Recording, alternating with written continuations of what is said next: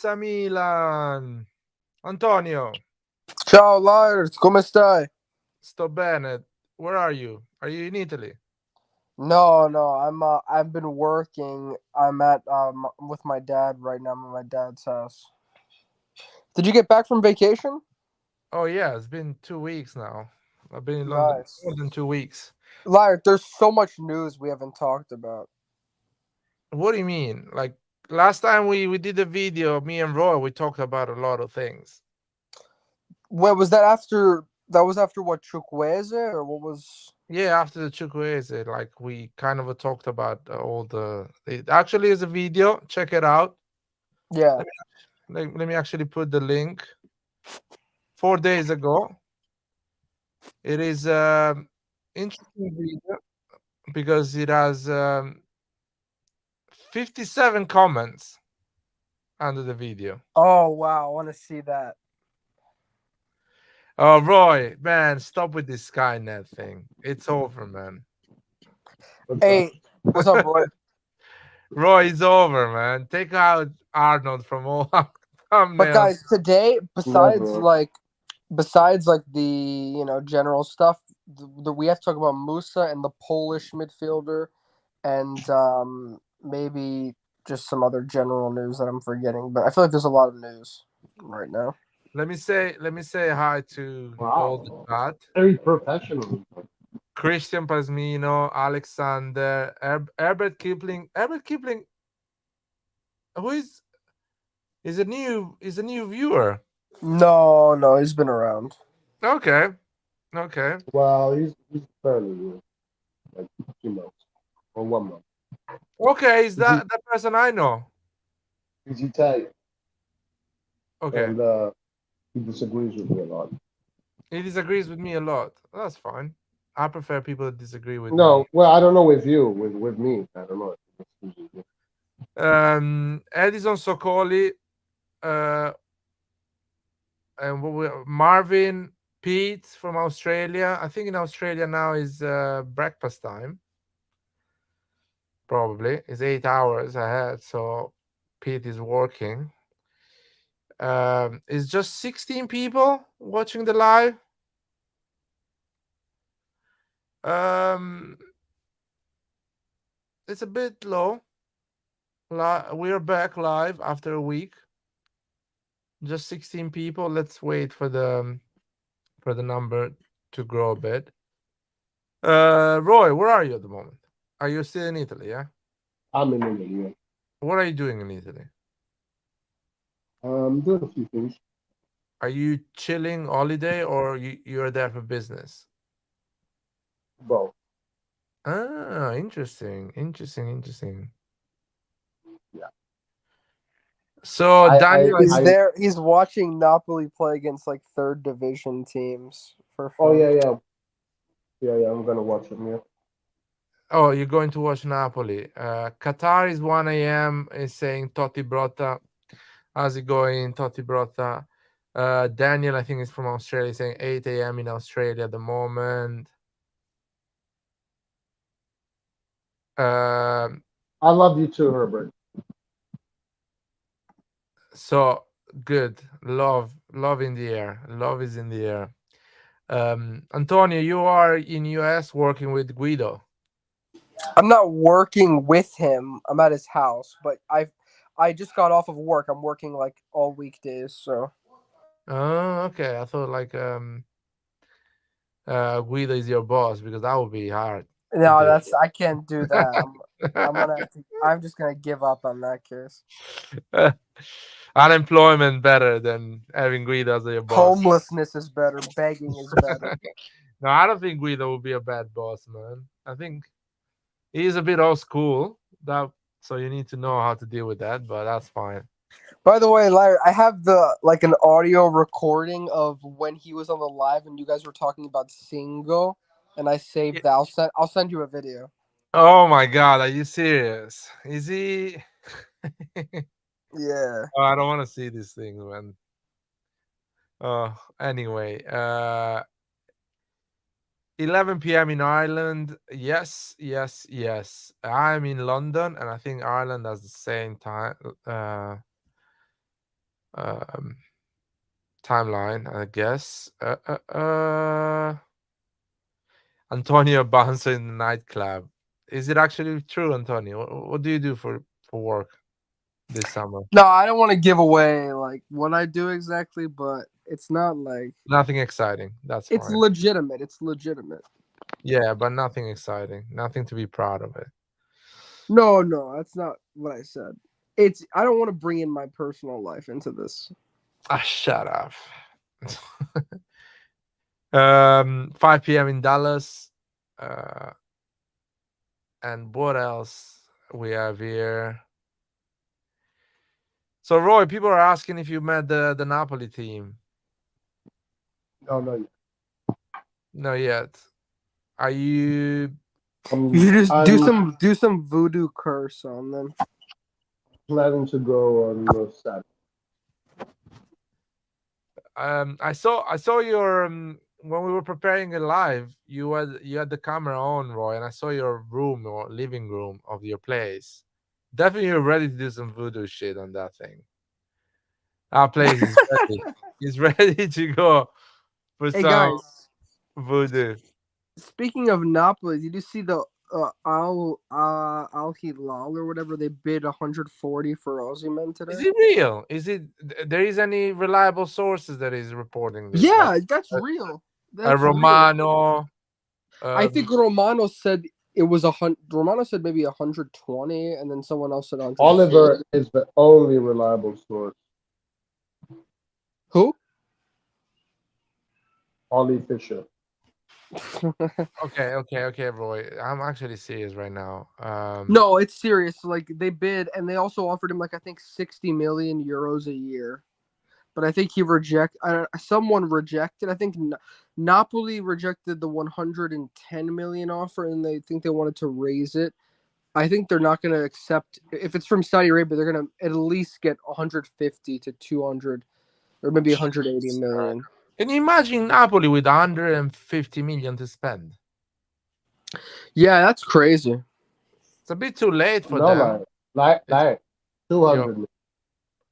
Oh, he's gonna sell for 200 million. 200 million. No, they already have 50 million from him. Yeah, but usually you don't spend everything. Usually you spend like 80% of it. So, in my opinion, unless Tell the Luca wants to put extra cash. He had a great season in terms of revenues. That's another thing. But yeah, okay, 200 million. Can you imagine Napoli spending 200 million in 4 weeks? Can they actually do that? Mbappe, they should get him. Do you think they can actually do something like not a Mbappe? They don't need to do. No, but a paid loan. Like they can pay 60, 70 million loan for a year to bring Mbappe for 1 year. Would you do that? No, just for 1 year now. That's a. Anyway, we're gonna talk about the Mbappe situation. That is always interesting to have an opinion. We're gonna talk about Lukaku and Vlahovic swap deal. Clint is in the house. By the way, it's been so long that I've been on a live with Clint. Like, yeah, bro. How's it going? I'm on there like as a you, man. What's up, And then I'm just dipped. What's up, man? By the way, my WhatsApp, I opened it to write a message. I've been talking and he's been recording everything I've been saying. Uh-oh. And putting it on a message. He's insane. CIA. They're after you. Dude, I can't believe I've been talking like for 10 minutes and is a big message on WhatsApp now. Wow. This is mad. That's crazy. Yeah, man. How you been, man? You good? I'm good, apart from my phone that is actually writing down what I say. Everything else is good. Yeah, like I told you, Skynet is taking over AI. Dude, I don't give a shit about AI and taking over. Actually, if I knew my phone can do something like this, I'm not gonna write anything anymore. I'm just gonna talk to my phone. Mm-hmm. Now that I know, It'll be Clint, arrested in an hour. So there is We a need lot to talk. vaginas. There is a lot to talk, Clint. But I want to talk about something that broke your heart. Let's talk about the female World Cup. I don't want to talk about Holland. Shut up. No one is watching. I'm watching Except it. you and Nate, and no one is watching the female World Cup, man. If guys. Nathan watches 3 games at once. You I guys watch need like to get 2 or 3, alive, man. honestly. You guys need to get alive. But I that's have a like, life. Exactly. That's how I watch it, man. What do you oh my guys think? god. I smell cap. I'm sorry. You smell Listen, cap, bro. I've listen. been watching female World Cup since 2003, dog. It's not no cap at all. Yo, what's did you up, see guys? Brazil's goal? It's not the Brazil scored most. a Listen, crazy goal. it's not the most. You gotta understand, Antonio. It's not the most convenient thing to even to say. So I don't have shame saying it because that's something that will bash you in Clint, general, man. I'm not. Clint, So. you have a girlfriend. You don't need to watch the female World Cup. Why not? What's up, Ross? Is that Yo, Ross? what's up, guys? Who's it? Yo, Rock Hey, is here, bro. guys. Milan Lab is here. What's The up, everybody? Joker. The Joker's here. What's up, guys? Yeah. What's up? Nah, it's all love. But yeah, like go ahead and start with No, the no, bad no, but news, real man. quick, with the Women's World Cup. Oh, no, so- Rock. What are you doing, man? My You're the company- enemy and you want to talk even about something we don't want to talk? No. My company has to sponsor it, so I have to plug it in. But honestly, it's actually crazy watching the Women's It's World actually Cup. competitive at that female It's level so- this year, at least. Dude, it looks like rugby. It's so violent. Yeah, there's like, really it's physical. beyond violent. I'm Okay. shocked at what I'm Okay. seeing. Like, physically, Great story. Cool if story, bro. Leao was playing in the Women's World Cup, I would be terrified every minute because he might get his leg broken. I'm shocked by how they play. It's. I was impressed by Brazil's goal. That goal we scored. That was Yeah. a fucking awesome goal. I'm talking about Colombia. Colombia right now is the shit right now, man. Okay, guys, I'm going to close the Go ahead, line. Larry. Yeah. I'm gonna close the to line. Milan. I'd rather watch. This is I'd rather watch 2023, other Larry. movies in that case. Yeah, and I don't give a Women- shit. And still I women don't give a are shit. okay. Okay, lad, go ahead and speak about Holland, so we don't have to do this stuff. So, man, Atalanta sold at 20 years old for 80 million euro or 75 million euro. Dude, That's if great for the Hoyland league. is that much, we got robbed. Hoyland Toney. got sold 80 million euro with 9 goals in Serie A. That's What's a scam. going on? I'm not gonna lie. As much as I love That's Hoyland, great for that's Serie a A. fucking scam. That's amazing my for Serie A. That's so good for our league. I wish they sold him for 120. That's Okay, so okay. good for our league. What So the good. fuck Atalanta is going to do with that money? Oh, exactly. That's great. Like, I hope we sell. If we're gonna sell stars from our league, I hope we sell them for these prices forever. This is fantastic. Okay, but in my opinion, it's a good signing for Manchester United. But what football is going on a direction that 20 million euro player is garbage player. It's like Yep. Liar. I think we got I don't robbed even for know what to Tonali. expect. I think Tonali should have been more in that case. If they No, can sell no, Hoyland for no. 80. No, I think Tonali, that was a pure estimation. I think the one that was like a low ball was them trying to buy Barella for 50 mil. I don't believe that. I think Barella was more. I'll tell you something. If Man United was coming for Tonali, yes, you can go for 100 million. You can say Man United, give me 100 million. Yeah, it depends on the buyers. Yeah, I agree with that. But if Newcastle is coming, you need to put a price that helps Newcastle to make it happen. Man United will make it happen anyway because Tonali Newcastle's richer. And now, and you gotta understand now. Play for Newcastle. No one wants to play for Newcastle. But now with the cash flow of the Saudis coming in, the prices are gonna go up for everything. So the Saudis are pretty much like f the game up. I mean, what really scared me and this whole summer window so far is when I heard a club is competing to get a prospect like Moussa Diaby, Aston Villa competing with a Saudi club, and he's hesitant. And the kid's not even 25 yet. And that's a French talent right there. So I'm like, I cannot even imagine in the next 2 years. I just want to see how the next two summer mercatos are going to look and how the Saudi league goes a full season. All right, guys. They're after Ozyman. I just wanted to come in and say what's up. I'm eating dinner now with the wifey. Just finished all the errands. So thanks for having me on. You're going already? I have to. Yeah, I have to. Peace has been made. These are sister channels. Just want to let everyone know, like, we are all good. Everyone loves each other, as always. It's like siblings having a squabble, basically. Yeah. But anyways, thanks for having me on. Guys, I want to join the next live too. Sorry, the timing just didn't work out today, but I definitely want to hop on and talk about Milan with you guys. Now that we've had a week off, there's a lot to discuss. Rock is about to go have dinner with the brown Mario. It's all good. That's right. That's right.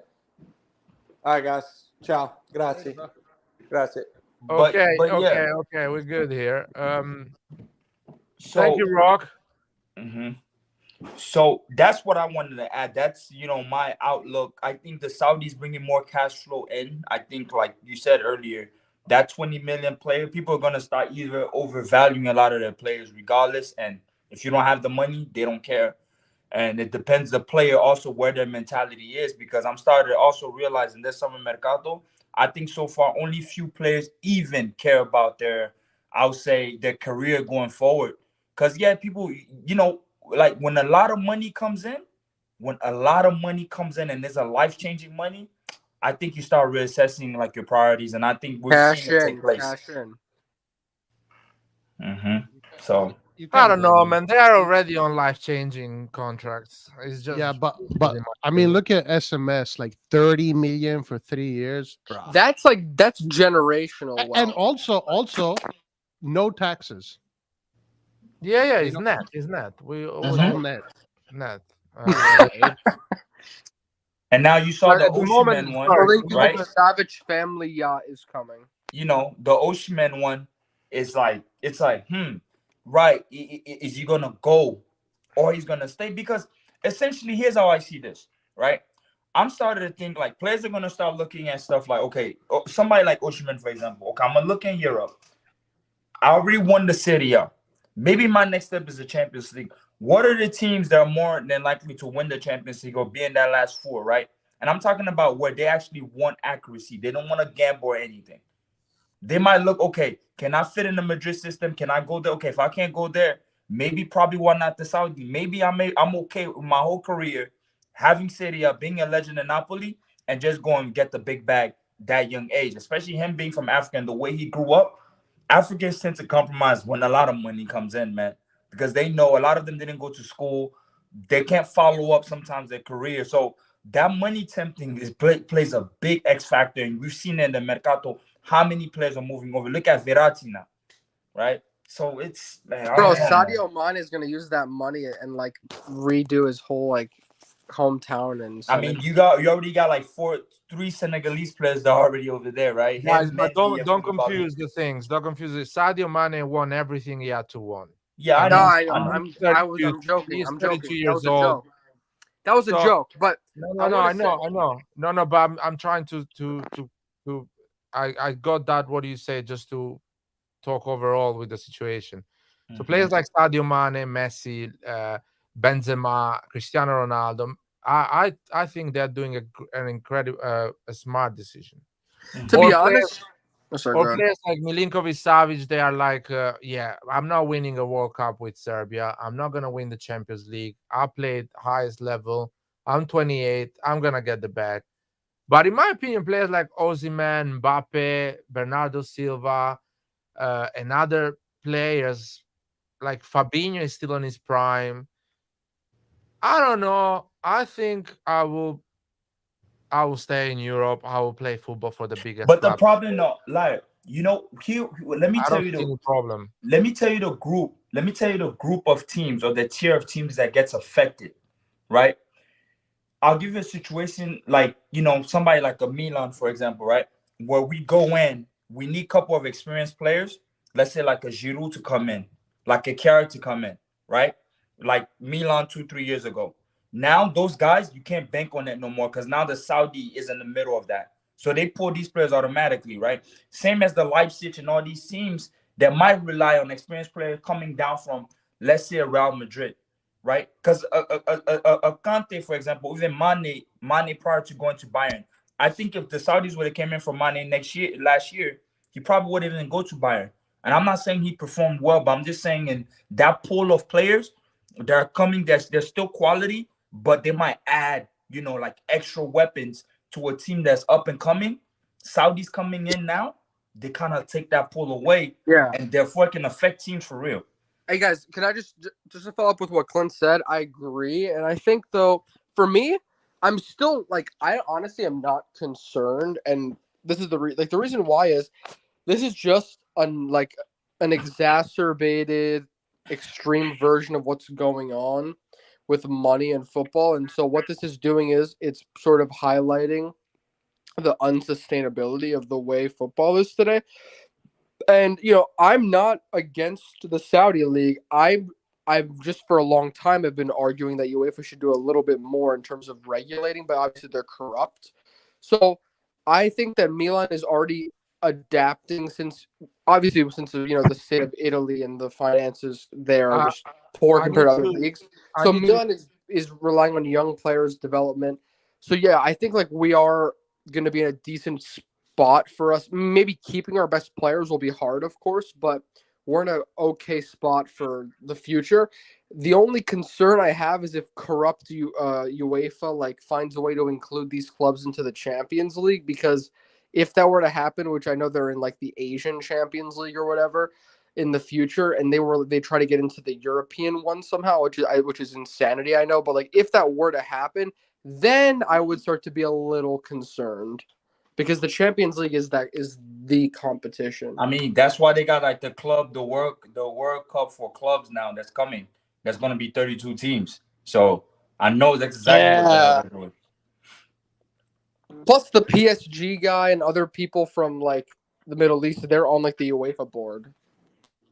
Yeah, but that doesn't mean anything because it's almost like a power play in golf. Clint lost his So connection. those guys you mentioned being on the UEFA, that they don't really care. They're not there for European interests at the end of the day, unless you're European. Yeah, but guys, don't confuse. Let's not confuse things here.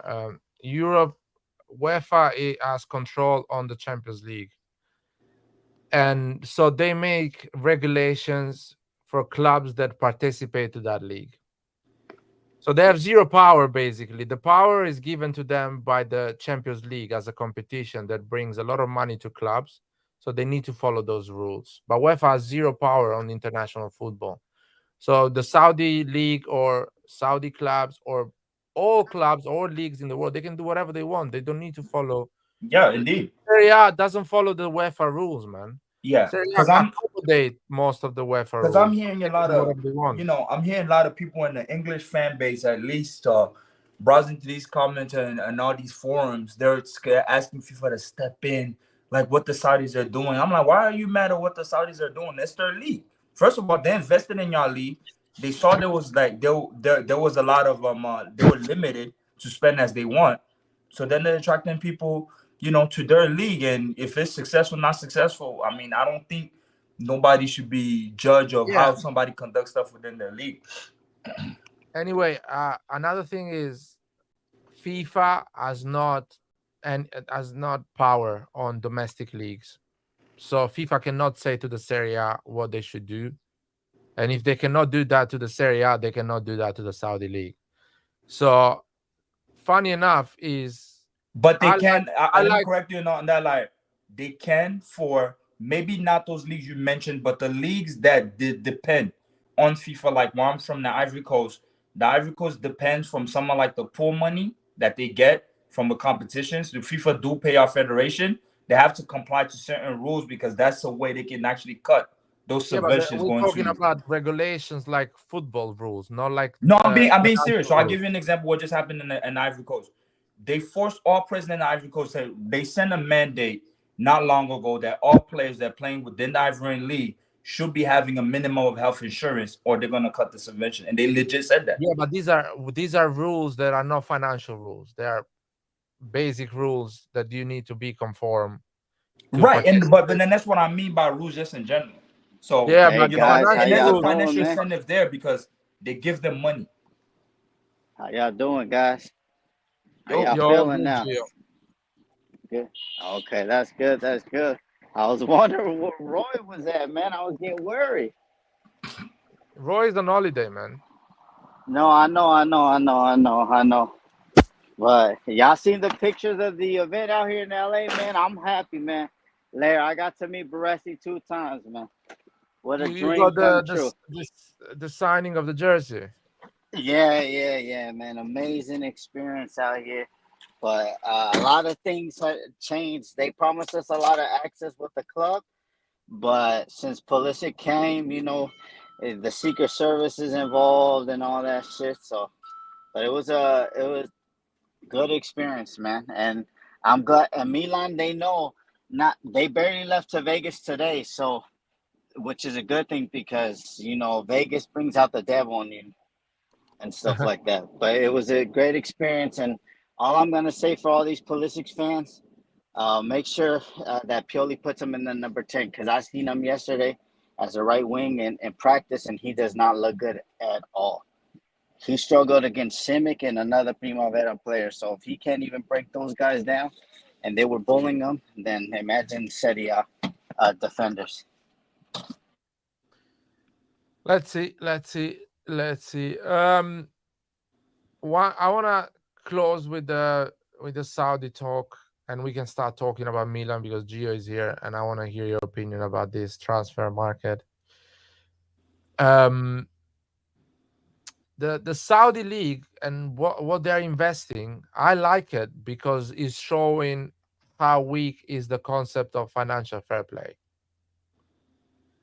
Because every European club has to follow some certain rules of financial fair play to participate to the Champions League. But they are threatened and they are victims of clubs like the Saudi clubs, which they don't have to follow the financial rules. They are getting their all their talents, and UEFA is losing power. So if UEFA wants to get power again and give the power to these European clubs, they need to cancel the financial fair play. I agree with you. And I love what is happening right now because it's showing to those bureaucrats of UEFA that financial fair play is bullshit. Because some clubs outside of Europe can come and buy you, and you can do nothing because you have to follow the financial fair play rules that forces you to sell players and to keep your books and not to raise your salaries and keep your players happy. Mm-hmm. So hopefully these things of the Saudi keeps going for 3, 4, 5 years. So UEFA realize, oh shit, our product, the European football is threatened by other continents. And you see, stop the financial fair play. See, like at the beginning, this stuff was taken as a meme, even by media pundits. They thought it was a joke, comparing to the Chinese league. And then the more this shit goes, it's not a fucking meme no more. Now people are scared. Oh yeah, it's not a meme because at the moment, it's clear they have 200 billion to spend. 200 billion never ends. It's money that never ends. They can literally convince every player in Europe to come and play for the Saudi league if they put that money straight away on the table. They are putting it slowly because they want to get like the first wave, the second wave, the third wave, and in 5 years. I know people that signed their first contract. They kind of regret it now with these big contracts. They're like, "Fuck, I should have renegotiated." I'll be hurt too. Oh man. And I heard anyway. Let's talk about Milan. Let's talk about what's going on with our club. Mm-hmm. And Gio is gone. I think he lost the connection. I don't know how he got the link. I can put the link on the chat. Maybe other people wants to join. But Clint, what is your impression about this transfer market so far? I think so far, outside of like the grief, of course, of Milan Toney, I think with the means we have, without overthinking everything, just based on paper, is satisfaction. I think I'm satisfied with what I've seen, with places that need to be addressed, especially. Right, but it's still a big question mark for me. You remember our last talk? I said the number 9 for me is crucial. Yeah, Okafor is here, not too sold. I'm not saying he's not a quality player, but the way the style of play, as long as Pioli is in there, the way we want to play, and we've seen more Milan games than anybody, right? And we need that proper 9. So once they bring a youngin in that's gonna have playing time, I'm okay with that because what I've seen from Colombo either he lacks instructions, but the kid looked lost the past 2 friendlies, not understanding what's going on with him. What's the plan? But we definitely need a proper 9 for that Giroud, and I'm still concerned with that. And then that they'll back up. But overall, what they've been doing, I think they've done wherever a wallet can reach. I think we've been bringing the guys. We haven't been overpaying for people, right? And we're able to get all these players in. Now, how that translates into results, let's see when the league starts. But I don't have complaints, or I'm not bitching at all by these signings we made. Okay. Do you think this team? Okay, last time Milan spent 90 million euro. Mm-hmm. We won the league after that. Mm-hmm. Maldini invested around 90 million. Mm-hmm. Maybe somebody can be more precise. We Mm-hmm. bought Tomori for 30 million. Mm-hmm. We paid Magnan 13 million. Mm-hmm. We bought, I think, Tonali. We paid the 20 million we had to pay. Mm-hmm.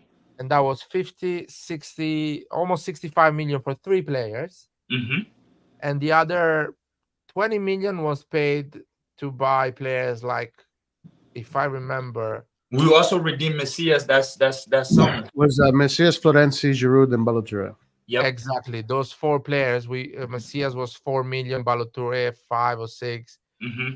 Florenzi was a loan, 2 million dry loan with option. And Giroud, I think we paid 1 million. So it was around 80 something million. Mm-hmm. And we won the league. Mm-hmm. So now we've spent 130 million. Mm-hmm. So the Tonali money, Pew an extra 50 million. Mm-hmm. I'm counting the odds on as well. Yeah. But I hate those terms because you never know what they are exactly. Add-on bonuses and all these BS schemes. 80% of those are, easy to achieve. So it's more like to make sure the player is healthy. That season, we also got Pellegrini, that we sold Pellegrini and Lazetic. Yeah, and Lazetic that season as well. Okay, anyway.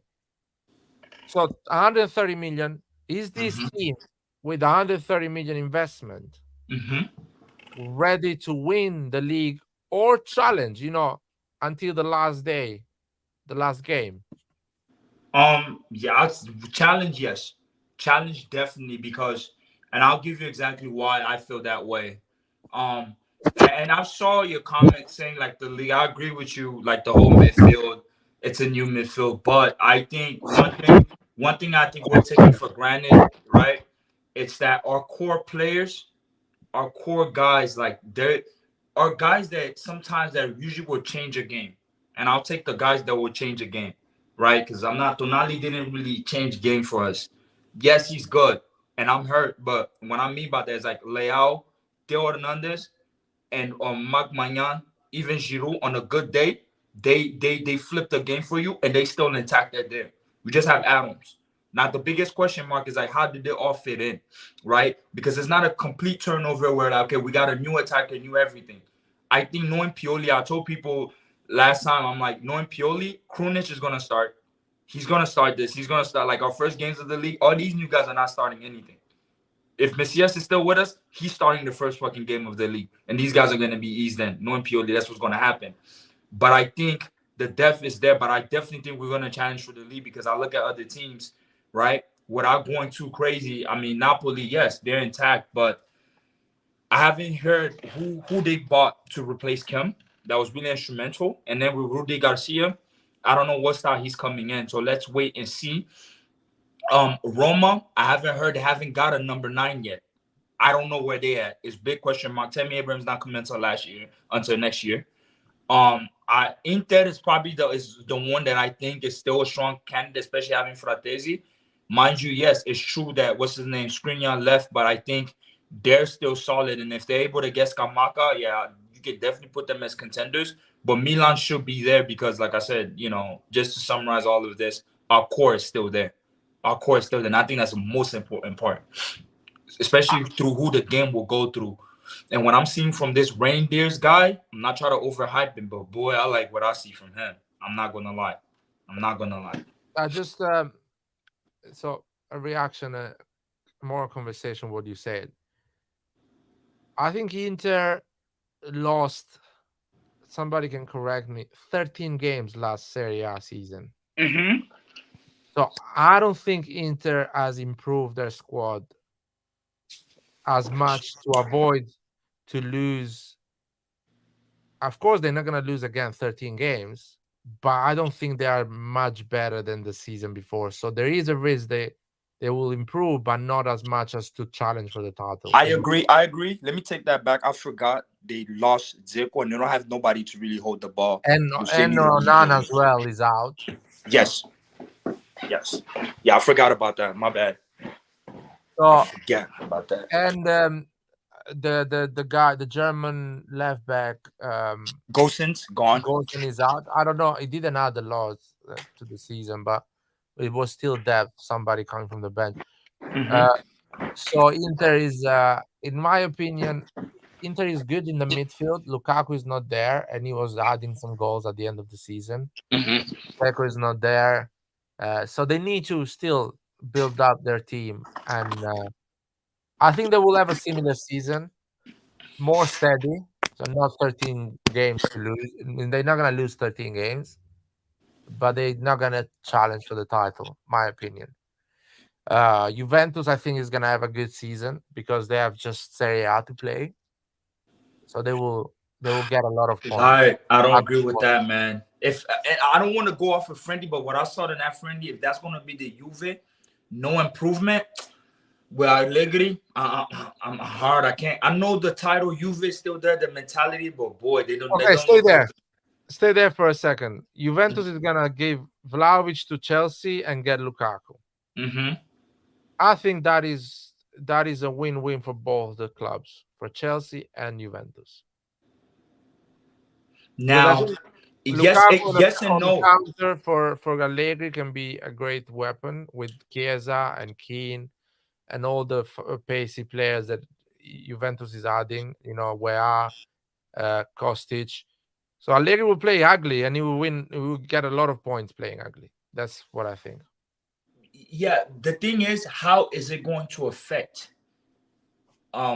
what's his name? Mentally, I think Lukaku sometimes can be really weak. With all this drama, now going and putting on a Juve shirt, I don't know if he doesn't hit the ground off running.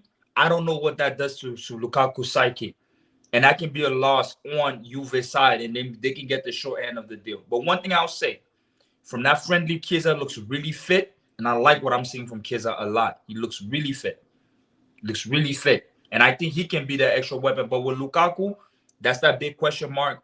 I don't know mentally how he's going to be, because if the shit is not hitting right away, Juve is going to have to – it's going to be another Pogba in their hands just without the injuries. I don't know. Playing one game a week is a big advantage. Is a massive advantage, especially for a tactician like Allegri. He will prepare basically one game a week, and it will be a nightmare defensively. So I think they will be, in my opinion, Juventus will challenge. That's my opinion. How about Napoli? How you feel about Napoli? Napoli think will challenge because in Serie A, the strength of Napoli was the attacking proposition. It was not the defense. The way they were defending was because they were controlling the ball, controlling the game, and creating a lot of chances. They were not defending because they were solid defensively. Now, of course, they're not gonna have the advantage they had the last season, like 20 points from second place or whatever, something like that. If they're going to win it, there will be something like few points. That's my opinion. Unless everyone out to destruct themselves like they did the season before. But Napoli is the favorite. Let's say that. Napoli is the favorite. Inter is not going to challenge, but will challenge for top 4. Will be a threat for top 4. Juventus is going to challenge. Is going to be the outsider. And I don't know about Milan. I have mixed feeling about Milan. Why? What's your main preoccupation, like your main worry with Milan, why you don't think we can't challenge? Too many new players. it's hard for one player to adapt and to integrate in a team. Imagine how hard it is for 9 players to adapt, integrate. Imagine how hard it is for an entire group of players to integrate 9 players. We're talking Right, about but let's say, okay, hypothetically, it's a massive challenge. let's say even if the players don't pan out, right? Hypothetically, how many? It's not like all of them are going to start. I reckon only maybe 2 players in that midfield are going to start the game. Now, if you're saying those 2 players that are going to start, that play in that midfield, are going to really impact our overall stats on the game, then that can be subject for debate. But when I look at it, I can only see Loftus-Cheek and Rangers like legit starting than that midfield, depending how they want to play. I don't think Police and all these, they're starting right away. You're still going to have your Giroud layout, like your basic team. And now implementing these guys little by little, I can agree. But overall, if these are our starters going forward prior to Champions League starting, I don't really see me as struggling. It's still going to be the same Milan from last year, just minus Toney and Benacer. And like you got 2 other, you got 2 midfielders in there. Now it can be a toss-up on how it can pan out, but I think it's only 2 players, so I don't think it's going to be that difficult. No, I'll tell you how many players needs to integrate. So Ruben Loftus-Cheek needs to integrate. He knows nothing about Serie A. He's playing friendly at the moment. Yeah, I know. So Ruben needs to integrate. Reinders needs to integrate. Who else? Pulisic is gonna start. He needs to integrate to the Serie A, to the tacticism, to the tactical fouls, a lot of things. The pace is different. It's more annoying as a football. And I have 3 players over there, and probably I can add you another one because no, let's stay on 3. This is almost 30% of the 10 active players in the pitch. That is a lot. Plus, who is coming from the bench? You have 4 or 5 players. They need to integrate as well. So that's why I'm not sure we can challenge, because there is a lot of players that needs to understand the league, understand Pioli's system, integrate with each other, and deliver results. Now, a big asking. That's what I'm saying. Right. But now my question to you, right? Who do you think is going to pick up the quickest out of all of them? Who do you think is going to be able to be up to speed? The 3 that I mentioned. The 3 that I mentioned, I think, are the ones that are going to pick up pretty quick, in my opinion, because they've been 2 of them. They've been playing anywhere with Chelsea, different type of competitions. And what's his name played under Sarri too, and he was instrumental with Sarri on Loftus-Cheek. So Ruben Loftus-Cheek has been playing all the youth system of England. He's been playing with Chelsea. He's played in the lower league when he was younger. So he's played different football. He's played Champions League football, Europa League football. So I guess he has the tools to adapt quicker than. Because he did play under Conte and Sarri. Daddy Loftus. Pulisic the same. He's played with U.S. national team. He's played with Chelsea. He's played with Borussia Dortmund. He's played Champions League, Europa League. He's played with Chelsea. So I think he has the tools to adapt, to understand what does it mean and how he can adapt to a different league on a different team. Reinders as well, I think he will adapt because he's a clever footballer. He's 24, 25, so he's at an age that he's not a kid. So he understands how to merge quick on a team. Now, players that can struggle is Okafor, because he's going to be on the bench as a substitute of Leao. So not playing a lot, not being part of, not being a starter. So a focal point of the team slows down your quicker integration. Musa is too young. It will take his times. I think there is a lot of potential, but I think it's too young. As much he can have a season like Frank said last season before, give a lot of work rate, but not everything he will try to do will come out good. So Musa probably can struggle, and I'm not convinced. Chukwueze, I'm not convinced at all. I have a weird feeling about Chukwueze. Your I don't know comments, why. listen, your I have a comments weird live feeling like about rent free Chukwueze. in my head. When you put in the fucking chat, you're like, yo, bro. He's like, oh, I think we got scammed on. I have a feeling, man. I have that type of feeling. I'm like, We bro, get scammed with like, Chukwueze. you have to come and ruin the party, bro. We're all having fun, giving praises. We got Chukwueze, and then here you come with the freaking negativity. Listen, I haven't watched so to be clear with everyone in the chat, with the 45 people that are watching, I haven't watched any game of Chukwueze. I don't think none of us really have. I have watched just 4 minutes of his training session, the first one that is recorded on and I watched some highlights, of course. So when I say I think we got scammed for Chukwueze, is just raw feeling. Is not rational. No, I agree. I know. So anyway, I'm really excited because these 9 players we bought, I want to see all of them play and see what they can do. Apart from Sportiello, I want Mike Maignan to play all the games this season. I don't want to see Sportiello. I'm fine, even though I think he's a good goalkeeper, but I want to see Maignan play all the games. We don't want to see no fucking blunders, man. Yeah. Fuck. But going back to Chukwueze, I'm not convinced about Chukwueze. First of all, I need to watch a game. So I asked today, can anyone share a link so I can watch a full game of Villarreal? Where Chukwueze plays 70, 60, 90 minutes. Because when I see the highlights and when I see him training, my feelings are he's not gonna manage to be useful for us next season. That's my feeling. But I want to hear from Antonio what he thinks about Chukwueze, and from Roy. Roy, I think, gave me an opinion about Chukwueze. But Antonio, what do you think about Chukwueze? Or Clint, what do you think about Chukwueze? What I think about him, I mean, I saw the highlights and I was able to go into the little forums, try to understand Villarreal fans, speak to La Liga fans, get my perception prior to not watching the game. So a lot of my assessment is based on the feedback and what I've seen, right?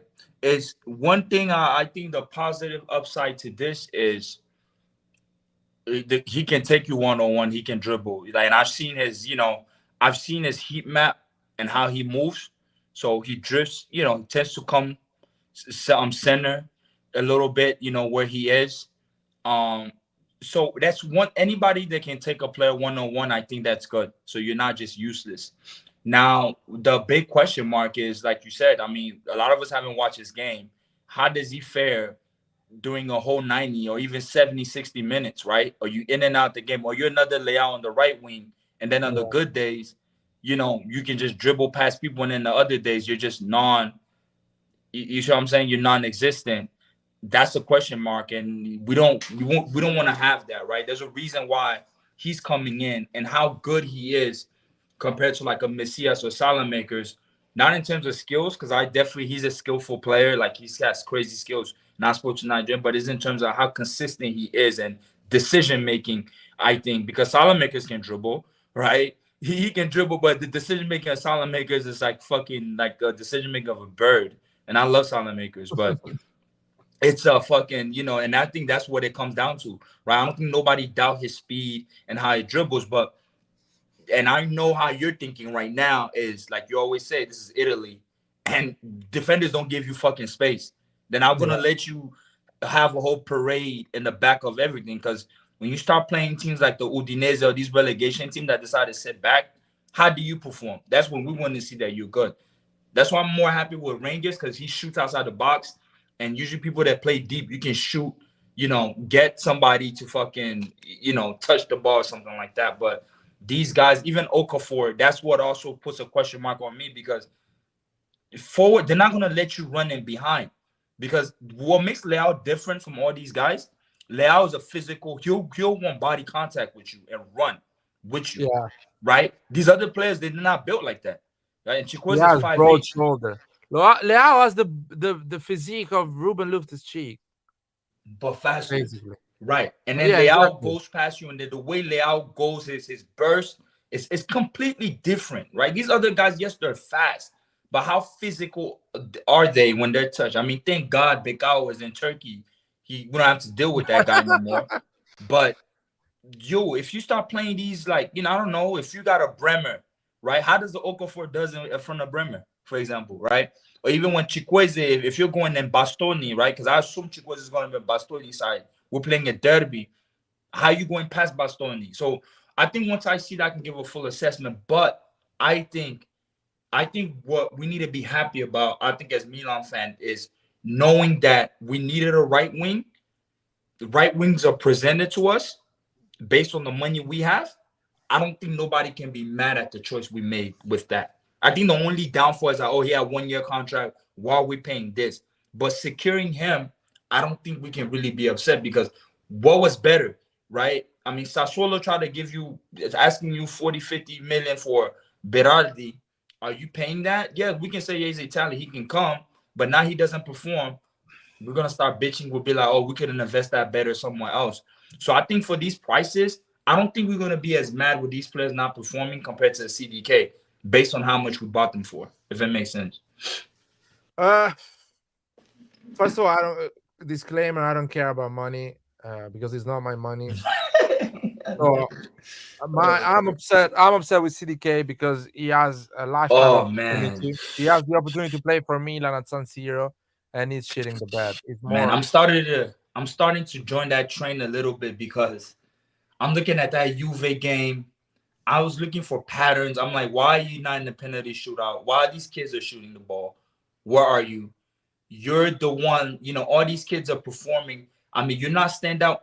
I can only see, and I know these are just friendlies, but I look at that little kid, Luca Romero, and in 2 games, I can already tell the fucking kid has balls, because you see how he performs in front of 100,000 people in Pasadena at the Rose Bowl, right? He's muscling people off the ball. He's not playing shy. He's not playing safe. He's going all the way.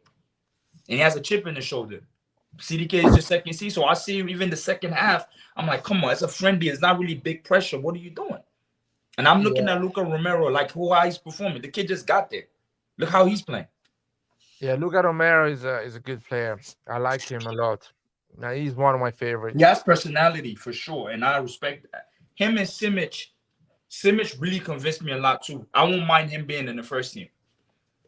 Taking the Gabbia role. You will be in the first team because Gabbia is gone on loan. And that's really a good move for Gabbia also, by the way, to Villarreal. I like that. I'd rather see him over there than being on struggling sides like Spezia and all that BS. Because at least he can play Europe. No, and Villarreal plays football. And it's a good place to play football as well. It's a great support. The fan base is amazing. The stadium, the city is a great place to play football. And La Liga, I think, it suits Gabbia a lot as a football, because I think Gabbia has good feet. He has good feet. He lacks on pace or raw physique, but on the other side, he has good abilities. So if you with La Liga, you don't have to be fast as a defender, anyways. You don't. Yeah, and it's a lot of possession. And I think in La Liga, if Gabbia is combined with the center back that he has more pace and more physique, he can do well because they will complement each other. It's a good move for him. I think he will help him to grow. Going in a different country, he will come back a better player, and he will play a lot of games, in my opinion. But going back on the transfer, hey, let's just say thank you to Nathan. Thank you for the super chat. I told you CDK's ass. We are welcome to my knowledge. Thank you, Nathan. No, I still have faith in him, Nathan. Why don't you go one right, Nathan? Fine. Yeah, I'm not gonna refute. I'm not gonna play hardball. Like, I still put trust in the kid, but I'm starting to see stuff where it's like, yo, come on, my guy. Especially that second half. Now you have a whole preseason, dog. And I agree with what Nathan said something 2 weeks ago, which I do agree with, right? And that's people were talking about that. Yeah, you should probably sell him now before you end up in a Rebic situation and they're buying this guy for a fucking bag of peanuts, right? Because if you can get 25, 30, I'm not going to be against it. I think, but I'm also conflicted because I also feel like, okay, 1 year, it's harsh, right? Second year, let's see, but like, come on, bro. No, he's not gonna make it. CDK will not make it, man. It's not when I say CDK will not make it with Milan, I'm not even looking at the football player. I'm looking at the man. The man No, and cannot that's handle. and For that's sure. the man part that I'm For looking at. sure. That I'm He looking cannot because handle the AC Milan shirt. End of the Mhm. story. We're not yeah, gonna build the it's man I'm for money. looking at, like I said, I'm looking at that those penalty kicks.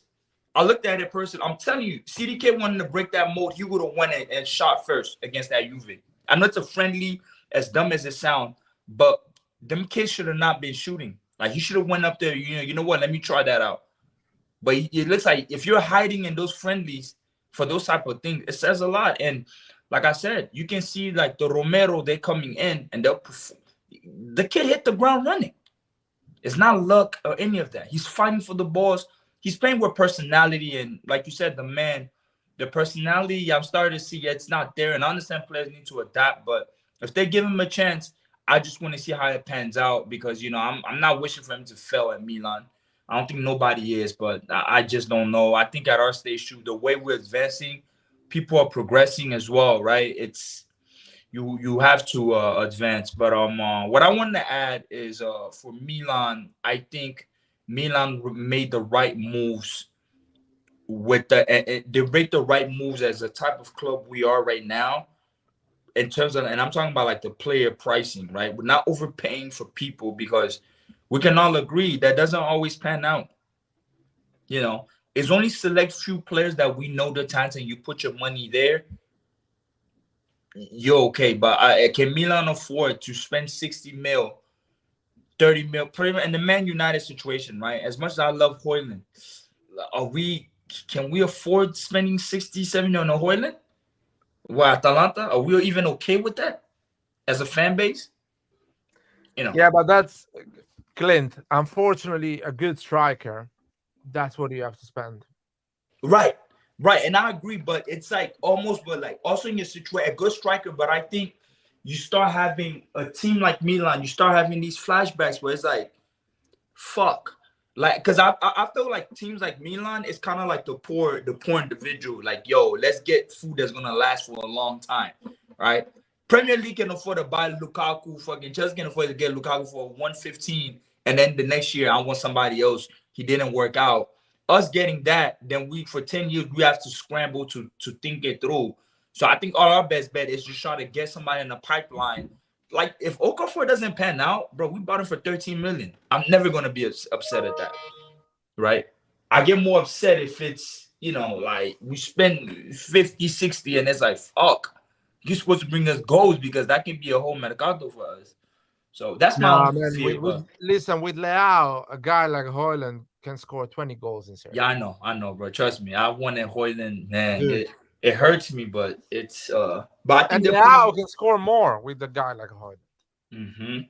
But I think they're putting pressure on the kid, already putting him against Haaland. I'm seeing that around. I'm like, dude, y'all need to chill with that. He's not gonna get any pressure. I mean, he's got this guy is not. He will deal with pressure without any problem, man. Believe me. But Man United, bro, it's also a toxic environment nowadays. I mean, Sancho was a good player. I feel like Sancho personally was good. I don't know what the fuck happened to him, or either he wasn't that good. Dude, but he's Danish, man. He doesn't care about the Premier League fan and all these things. He doesn't care about oh no, if I do bad with Manchester United, he will end up in another team if he does bad with Manchester United. It's not like But the reason why it's going to be a bit stressful, like he's not going into a team where like they're going to let him grow. He's going to a team where they need a number 9 now. And they need results now, and that can be really damaging. Yeah, but because that can also end up in a CDK, character. CDK didn't come where like, okay, he's gonna learn next to somebody. It's like, he's like the new generation coming up. No, CDK came in. We need a number 10 now. You need to start performing, and then it started fucking with him. So Højlund, because Man United is in dire need of a 9. So now him going, there's no time. He's starting. They're not. I don't think he's gonna get the metrics up, or he needs the time to adapt. He's 20. Sorry, Clint, but there is time because Man United does not have another striker, so he will play all the games, good or bad. He will play all the games. No, and I'm not refuting that, but I'm just saying in terms of like the receiving end. Yeah, but what was when Osimhen was bought for 70 million? We could have had the same conversation about Osimhen, but you see how that panned out. So And Osimhen scored what 11 goals the first season in Serie A, or 12. He got a lot of injury, of course. But no, going back to Højlund, the pressure, you have a pressure when there is a guy in the bench that can take your place. And so you end up in the bench, so the coach doesn't play you anymore, and you disappear, and people question why we bought you. But if Højlund plays every fucking game because no one is in the bench to bench him, he will just improve. He will just get the most out of it. And he will give everything. He will give all the energy, even if he doesn't score, he misses. No, what I'm trying, I'm not refuting I'm not refuting his playing time at all. But it's in terms of the because I follow a lot. I'm really deep into the whole prem space, like the fan. It's just those pundits, man. And I can agree with you. Yeah, he's Scandinavian. It might go through his ear, but I just don't know once you get into that to that type of field and not performing, getting called out, because you're already seeing that.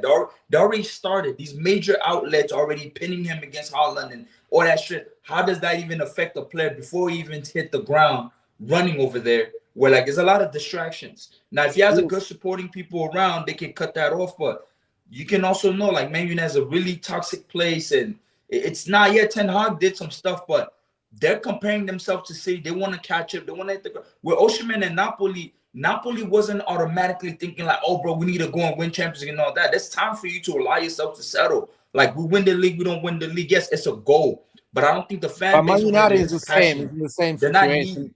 No, Man United in the same situation. No one is asking Man United to win the league next season. Okay, I hope not. No one is asking Man United to win the league next season. By the way, I remember I watched the first 2 games in Serie A of Højlund with Atalanta. And I was like, oh my God, this guy is amazing. And when I checked the age, 19, I was shocked. He looked 25. The way he was playing football, he looked at 25 years old. Yep, no, for sure. I don't refute his talent. People try to question his talent, or they're looking at his stats from the previous years. He will do well. Yeah, he will do well for Man United. And he will be a great player anyway. So even if he fails at Man United, the team that will buy him will make a great deal out of him, because it's just Man United will always overpay. I think that's a good bet. I think Højlund is a good bet. It's a good bet, yeah. No, it's a good bet. It's a good bet for them because it's now the prices are so inflated nowadays. They have to spend that much for Højlund, right? But back then it could have been a safe bet because here's essentially what can happen, guys. A lot of fan base, they can look at this and be like, y'all had money to spend 80 mil, but y'all could have triggered that release clause from Haaland last year, because it was open to everybody.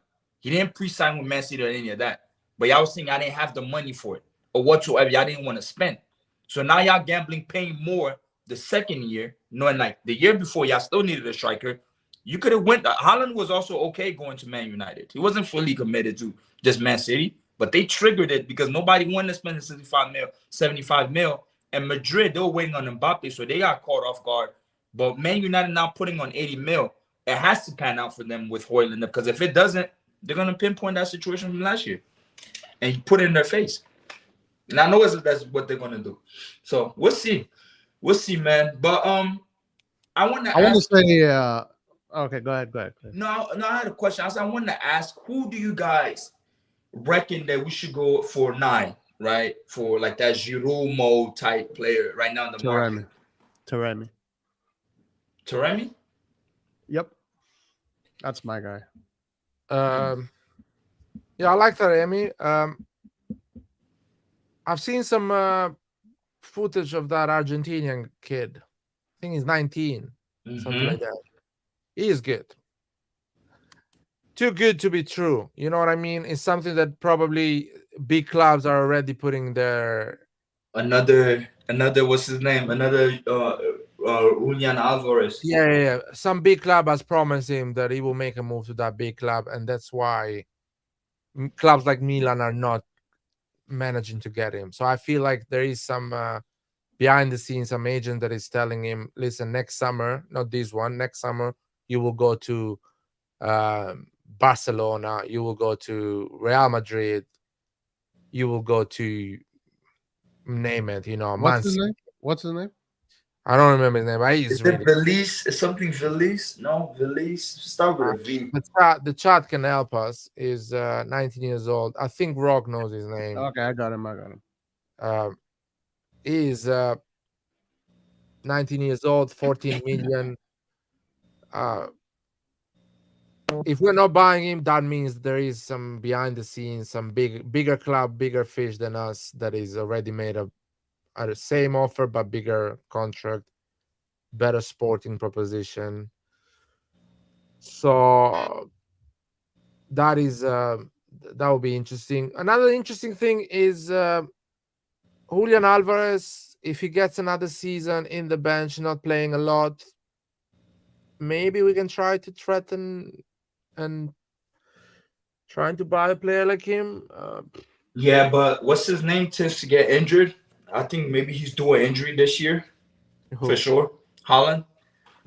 Especially since there's no World Cup in between to stop that. I don't know. So he might come in and play, or he might try to fight, and it might play a different position, try to play a different position, kind of what Bernardo Silva did. Because don't forget too, Man City is a bit depleted. So I just don't know. I also reckon that if Bayern can't really get Kane as they want to, because I know in the past they were in for Julian Alvarez.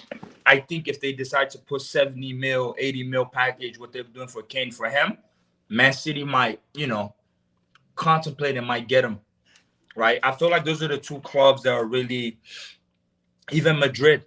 If Madrid can't wait, because Madrid is then in dire need for fucking any type of fucking striker, he might go over there too. They might put the money. They might be like, okay, we can spend 100 mil this year or whatever, if FPP like this year, and wait from Mbappe and have them both there because they need 2 or 3 number 9s anyways. So I don't know. I don't think we can really be in the market for him. I don't think Real Madrid is that club that we think used to be. They will go with Mbappe and they will not go and buy players from City or Liverpool or clubs like this. Look at their strategy. They're going for young players like Arda Güler. So yeah, no, I want to reply. I want to reply to this. Starts, they need a striker though. So I want to reply to this comment. Yeah, his agent is coming to Casa Milan, but his agent is coming to Casa Milan to tell AC Milan that fuck off. Bayern Munich, Man City, Liverpool is on him, and they are offering a high contract. They are offering agency fee. They're higher than what Milan can offer. So the 15 million fixed is not the issue because that will go to the club that owns him. Mm-hmm. What is outside that fee? The contract for the player, the sporting project. It can't be that much. I mean, he's only 19. Yeah, but the agent wants a cut. These are super agents in South America. Mm-hmm. They control. They are the law of football in those continents. I mean, now look at. I don't think I'm happy as well. Even look now. Before it used to be what only Brazilians and Argentinians, they used to be overpriced. Now you can't even get an Ecuadorian kid. You cannot. Like Ecuador now, the market is just stupid crazy because they're putting out talent. I mean, even look at that Paraguayan kid. We couldn't even get him, and they put his price up for 20 million or nothing, and they weren't even entertaining Milan. I think getting a 19-year-old from Argentina is the dumbest thing we can do. We need to get experienced players. Honestly, I think our market is not that great. I know there's a lot of excitement, but I think we spend almost over 100 million over normal players. Like if we don't get like a top player or ever 2 top players, this market won't move a needle one bit. It will not move a needle one bit. And I don't think we're not even going to challenge for top 4. I think we're going to end outside of the top 4. Right now, all the players we got are normal players. But this roster does not scare a fucking mosquito. We need to get big players that move the needle. Otherwise, it's the same as last year. But we can't afford them though. So how do we get those guys? We spent over 100 million. Instead of buying 8 normal players, let's get 4 top players or 3 top players, and let's get Kamada is free. Gundogan was free. Luca You Romero have- was free. We Luca got Luca Romero is Romero free? as a right wing. I mean, unless we get But some even some of top these players, top players, this is not going to move a yeah, needle. but one even bit. some of these top players, you know, other than the Kamada, Gundogan was not coming here. Well, how do you know? He wasn't. He was already committed to Barcelona. That's a Well, fact. you I know they convince went in him. and You tried. convince him. You try and convince him to come. Yeah, but how? try and Yeah, convince him. you can How? convince him, but like that's the problem too. When you have the coach and all that, how do you convince these guys? And What- yeah, that can be a debate for No, other time. But if you have over 100, first of all, we should have never sold Tonali. First of all, but other than that, 100 million for fucking players that are not going to move a needle. What's the point? I mean, we don't know if they're gonna not move the needle or not. This mercato is just to make people happy in August and July. But once the games start, people are going to realize, well, yeah, it's gonna. Juventus ain't scared of this fucking team. Napoli isn't scared of his team. Roma ain't scared of his team. Who are they fucking scared of? Loftus-Cheek, Pulisic? What the fuck? Come on. You want to spend all this money? Spend it on top players. Players that move the fucking needle. But we can't. That's not. But Roy, you're forgetting that's not our bracket. Selling Tonali or not selling Tonali. Sorry. So you know who moved the needle for us a few years ago? Who? Ibrahimovic. Right. Ibrahimovic moved the needle. Or Tomori. We bought Tomori for 30 million. Tonali for 30 million. Those players moved the needle. Those players brought the league title. They were so. I agree with Roy. So you can get. I'll make an example to you. You can get Reinders, Ruben Loftus-Cheek, and Pulisic. That is right there, 55 million. The other 70 million, buy 2 top players. Like Roy that said. I can. I mean, we can agree with that. You know, I'm not refuting. But what I don't agree with is, I don't think. Yes, they can all be average players, but I think you got 2 or 3 players that are going to pan out. They're going to give us some level of superiority. When are they I gonna firmly pan out? believe that. When? I don't think it's a bunch of headless guys. Somebody like a Rangers, bro. I know Rangers is going to change. The way he plays, even if any soccer coach, you see how the guy plays really intelligent. Right now, playing in Serie A is a different story. But I think once he's up to speed and up and running, his through balls are gonna play up. They're gonna do a proper. To who? Through balls to who? Giroud does not run. He gave 3 amazing through balls to Giroud. He's not running. That's why you need to spend 35 million, 40 million on a striker. No, I know. No, that's why we need to get a 9. But I don't think. Why we're buying 20 million Musa, 30 million Chukwueze, and 13 million Okafor. That is right there, 60 million. Why don't buy a proper number 9 that is worth at 60 million? So that fucking through ball can go to someone. But I think too though. I think what corporate we don't blame, and that's why, you know, putting Milan aside, right? That's why I've been always like hurt. You know, our league always been good because the lower teams were doing what they were supposed to be doing, creating that pyramid. The moment they stopped that, and that's why sometimes I want some of these lower teams to get relegated, because that's what makes us better. When they go and they get the good recruitment, you got good players coming up. Italian or non-Italian, within the league, you can just go and buy these guys, and you're not shopping outside. But don't change the topic here. No. I'm not changing the topic. I'm just saying that's one of my main frustrations when I look at all of that. We are buying a lot of 20 million players when we actually need a number 9 that guarantees or provides 20 goals a season. So I have a question, right? So do you spend, let's say that half of the Tonali money, let's say 40 mil. So do you take a 40 mil? Do you take 40 million to put on a Fratesi? No. Right? No. I'm asking you a question. So do you take to play on one player as a Fratesi, which is 40 million? If I with the Tonali money, I would have bought Fratesi and Milinkovic-Savic. Forget about Fratesi and Milinkovic. They want to leave. Milinkovic-Savic wants to go to Saudi Arabia, wants the cash. Fratesi wants to I would have done it before he got the offer. No, but Fratesi wants to go for Inter. Forget about the players that don't want to play for Milan. Let's talk about what we can actually do with players. So are you telling me only average players want to play for Milan? No, I'm not telling you that. I'm telling you that we need a striker. And Fratesi is a great player and he will do extremely well for Inter. We need a striker. Yeah, we do need a 25 striker. years. I The agree last with that time we had a 100%. proper striker was Shevchenko in 2006. And Piante. We are entering 2024. Is 18 years. The last time we bought a proper number 9 striker. I agree. 18 That I agree years.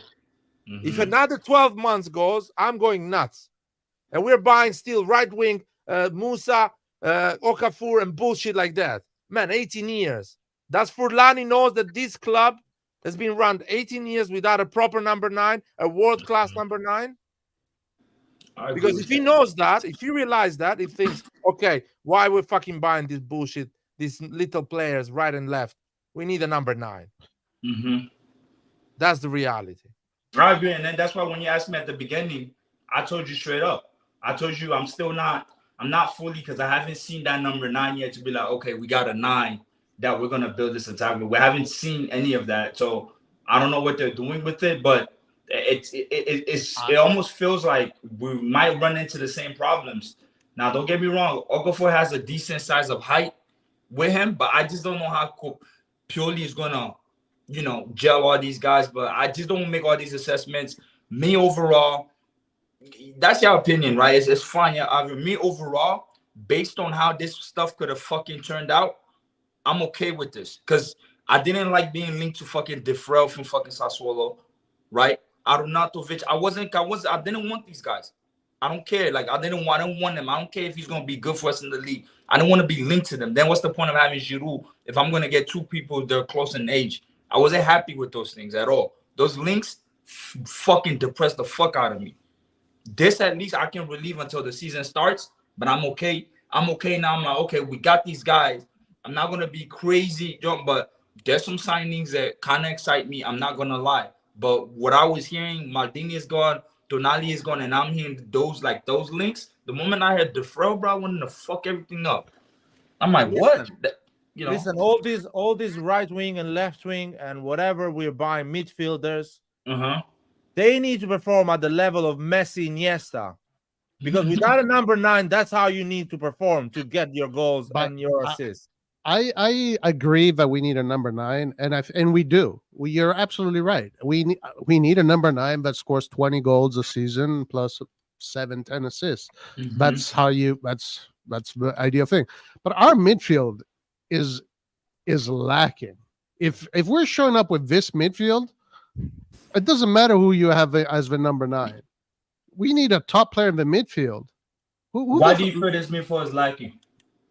I mean, Krunic, Loftus-Cheek, Rangers, this is not a proper midfield. This is not a midfield that is going to challenge for the Scudetto. No chance in hell. No chance. This is probably the 6th best midfield in the league. Why? So what's your assessment on Rangers? You think he's not a good player? No, I think Rangers can become a very good player, but he needs to be surrounded by top G's. Listen, there's a lot of good players, but then you have those players that move the needle. The players that move the needle are the players that make you win trophies. Rangers maybe can become one. Obviously, we know that Krunic is not that guy. It's too late for him. Loftus-Cheek is not that guy. It's too late for him. Musa is too young. Maybe he can become that guy in a few years. Rangers, maybe he can become that guy in a few years. But Rangers is 25, yeah? 25, never been called up for the national team. No, he has been called up for the Nations League. Let me correct that statement. I heard a lot of people praying that around. No. I looked at the research. He's been called up for the U20. He played 3 games, and he's called up for the national team and has not played a single game for the national team. He has not. Yeah, no, that's what I say. He got called up for the national team, but he hasn't played a game there.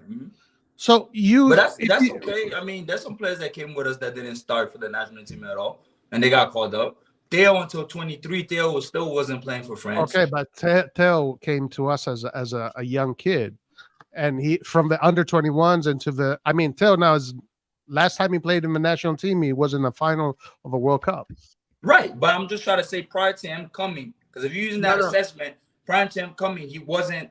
He wasn't playing at all. So it's Nathan said it perfectly. Nathan said it perfectly. This is an immense downgrade. Immense downgrade. Can I stop you a second? People always use this comparison, the Leao that came, I think 5 years ago, Theo Hernandez 4 years ago. That was a different Milan. The level was really low at that point when these guys come in. So when the level is low, So if Reinders, in an hypothetical world, comes in that Milan, he will be an upgrade because that Milan, the level is extremely low. If Chukwueze comes in that Milan, he will be an upgrade because it's a team that hasn't played Champions League for 7 years in a row. For us, the big achievement was to finish top 4. Now this Milan is a group of players, at least the starting 11 plus a few of them, that have won the league title. They've already achieved semi-final of Champions League. So you need to come to a different level. And I agree with Roy that some of these players are not ready to that level yet. They will become or achieve that level during the season, but we will pay a price for that. I wanna listen what Gio has to say about this because he's been trying to join a lot. Okay. Nah, man. To me, I think the scariest part is the midfielder, like learning if they're gonna gel or not. I mean, and to me, we cannot play Pulisic on the right. I seen him at the game versus the Juve. He did not look good at all. And then yesterday at the practice, he did not look good at all. He has to play in the number 10 role or in a role that he's gonna be able to roam on the left or the right. Can y'all hear me good or no? Yeah, I hear you, bro. Yeah, so I mean, to me, I mean that's the only thing we're light in the midfield. Like I know a lot of people like to banter or whatever that King Kunitz, but King Kunitz is not it. Look at his performances behind after the Napoli Champions League game where he played out of his skin. The last 10 games, what did he do? He was passing the ball backwards to the defense, almost leading to goals. So right there is telling you that he cannot play 30 to 40 to 50 games because then his bozo gene starts kicking in. To me, that the one that I see that's going to be good is Reindeers. I think he has enough pace. He has a nice IQ. But I think we need a destroyer. Like if Manchester United are going in for Amrabat for 25 million, bro, that's our price range. Like why don't we get him? Now you linking him and Reindeer and he's destroying, and then if you want, and then you're gonna have what Pulisic and number 10. I mean, to me, like if anybody. Your sound, Gio. Gio, your sound is perfect. But what are they saying? So if they can get. Is it just me or Gio's sound is all? No, it's a sound. It's a sound.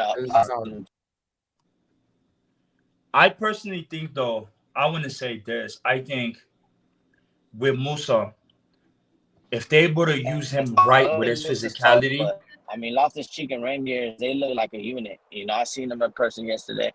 I mean, Loftus-Cheek, yo, if he picks up the thing, he's going to be good for us.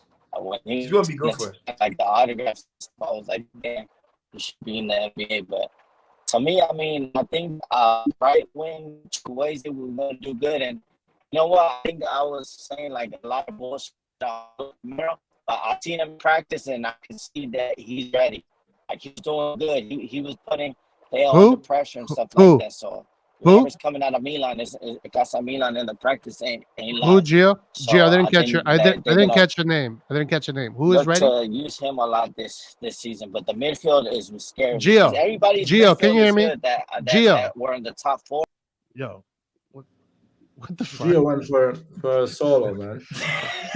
Yo, who did he say was ready? I didn't catch your name. Who did he say was ready? I think he was talking about Chukwueze because he saw some videos. But Chukwueze is not in. He's not in the US. But he's training by himself. He's talking about going. No, he said someone was putting pressure on Theo. Who? Romero? Maybe Pulisic? I don't know. He said earlier Pulisic was getting stopped by Simic and whatnot. Yeah, I saw that few clips when he gets stopped up. I didn't catch the name he said. But I think one thing I want to add, you know, a bit for with Musa is if they're able to integrate that kid well and use it in that Kessie one, and I know that's not his natural position, but I think his ceiling is higher than the Kessie because he's coming from, you know, another league at 20, played a lot of games, and Valencia was a struggling side. If he gets comfortable enough, he's more technical, he's physical. And if Pioli is able to really get the best out of him, I think it's going to do us more good than bad. But now that's a big if, right? Let's wait and see. But some of these players can be in surprise mode. I just don't know. But I agree also with you with the Loftus-Cheek. I know he's getting a lot of shitted on and all of that, but I think that guy can be good for us with that physicality and speed, man. That I just want us to drop the guns a little bit and let's wait. Let's assess our first 5 games and give proper assessment. Because if we're getting completely proven wrong, then what, right? I want to wait I'll till be the end of happy. August. I'll I be want to wait super till the end of happy. August because I want to see how this Mercato finishes. If they can add all these players and then put in some big players that will move the needle, then we can say we have a team with depth. But unless they don't do that, it's literally the same people. Just give doing me the same 3 players that can move the needle right now. Well, That's within I mean, bracket that they can reach. I just want to know. I don't know anymore because the guys that I saw that were available they're all gone. Like So who? I don't know. Well, I would have gotten Gundogan. I would have gotten Milinkovic-Savic. I would have gotten Arda Güler. I would have gotten Taremi. I would have Couldn't gotten get these guys. Well, the thing is, yeah, if you present them a project that is not appealing, they're not going to come.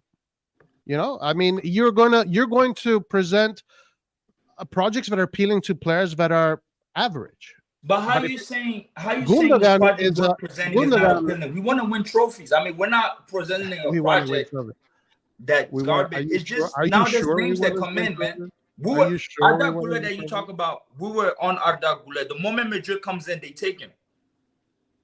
Our project can be appealing however it wants. I think it's also in terms of name and how much status you is, right? We didn't lose Arda Güler to like the 3-tier team or somebody in the Yeah, third but division. if you want to be a top team, you have to beat the top teams in the Mercato. If you can't do that, you remain a bottom team. So The Mercato is part of the you're using competition. it really vaguely. I don't buy, Clint, this idea. Well, Barcelona, or we're bitches to Barcelona, Madrid, and blah, blah, blah. No, if we want to be like these teams, we have to beat them in Mercato. We have to But what convince these players. project? No, We have but to I want anticipate you. these players. No, I actually want you to elaborate. I actually really genuinely want to know when you're saying we need to project a good project that we're not, and they're going to these other teams. What I don't project do you think we're think good, Milan is brother. presenting to these players? Let me- That's my let question me- to you. Well, what project can you present to a player? Roy, 1 second. I just want to, because I think you guys are not understanding each other or there is a miscommunication here. I think what Roy is trying to say to you, Clint, is that top tier players, when they see a club like Milan firing Maldini, selling one of their iconic players on the starting 11, Tonali, for a lot of money, players like Gundogan or top tier player, they start to understand that the project is to buy young players and resell them and maybe win something, of course. Everyone wants to win. Now I understand. So Yeah, but also, Tonali, can we also add something? Can we also add something? I don't finish this. Wait, let me just add this and then I'll be quiet. Jerry literally said he does not want to build a dominating team. He literally said it with his words, with his mouth. Talk about what he You says saw that, Clint. Am I lying? No, you're right. I'm not refuting that. I just about... want you to elaborate because you kept using the word. I want you to elaborate. I wasn't doing it on purpose. I want you to elaborate on that. I want to add something else. If Jerry or Milan keeps Maldini, keeps Tonali, and on top of that puts 100 million budget to spend, Gundogan, Arda Güler, and all these guys, these guys are coming. Start to think, these guys okay, are coming. This is a team that wants to go and win the Champions League because it's keeping their most valuable players, and he's approaching me at 31, 32 years old to improve the team, not to buy me and sell me again, like what they're doing. He's not buying me to flip me again to Real Madrid. He's buying me because they want to make Arda Güler the new Leao on the right wing. So you can give that message to top-tier players, doing some simple things, keeping your most valuable players and adding money on top of it. We cannot do that. Clearly, we cannot do that. Or Jerry doesn't want to do that. We can only get young players that are bets, that are average bets. That's all we can do right now. So now we need to convince players that are bets or young players or talented players to come and play for Milan, which is fine. It's a strategy that can work. It's just Clint. Let's be clear here. We're buying 10 players. If we get it wrong this time, we are completely fucked. We are square one. Like we were with Biglia, with Musacchio, and all the other 10 players we had to get rid of in these 5 years. Yeah, this reminds me of RossonARI TV. Unless they sign some players that are going to move the needle, and then we can say we have a good team. But as long as like I it's like said, this, like, nothing like I can reiterate, like I said, what makes me convinced that it's gonna be good for us overall is that our core guys are still like Leao's not gone. If Leao wasn't gone, bro, trust me, I'm not even entertaining any of this. I don't care, because which one you think will be worse? You get rid of Toney, you bring all these guys in, you get rid of Leao, and all these guys come in and they bribe you with Okafor and all these guys. Oh, I agree with you on that. But if you get wrong these 9 signings, the moment you get wrong, the moment we get I have to finish this concept. The moment you get wrong these 9 signings, Chukwueze is going on loan, or you have to sell it for 5 million. Pulisic is leaving, or you have to sell it for 5 million. And you have to replace 9 players with the budget, low budget, with the Messias, the Selemakers, the Krunic of another wave of players. And you have to start again from the beginning, where we were 5 years ago. And what you're going to do? You're going to call fucking Ibrahimovic to convince players to come and sign me, and you're going to fire him after he fixed all the house? Because that's what Jerry Cardinale did. Maldini fixed everything at Milan in these last 5 years, and he fired him.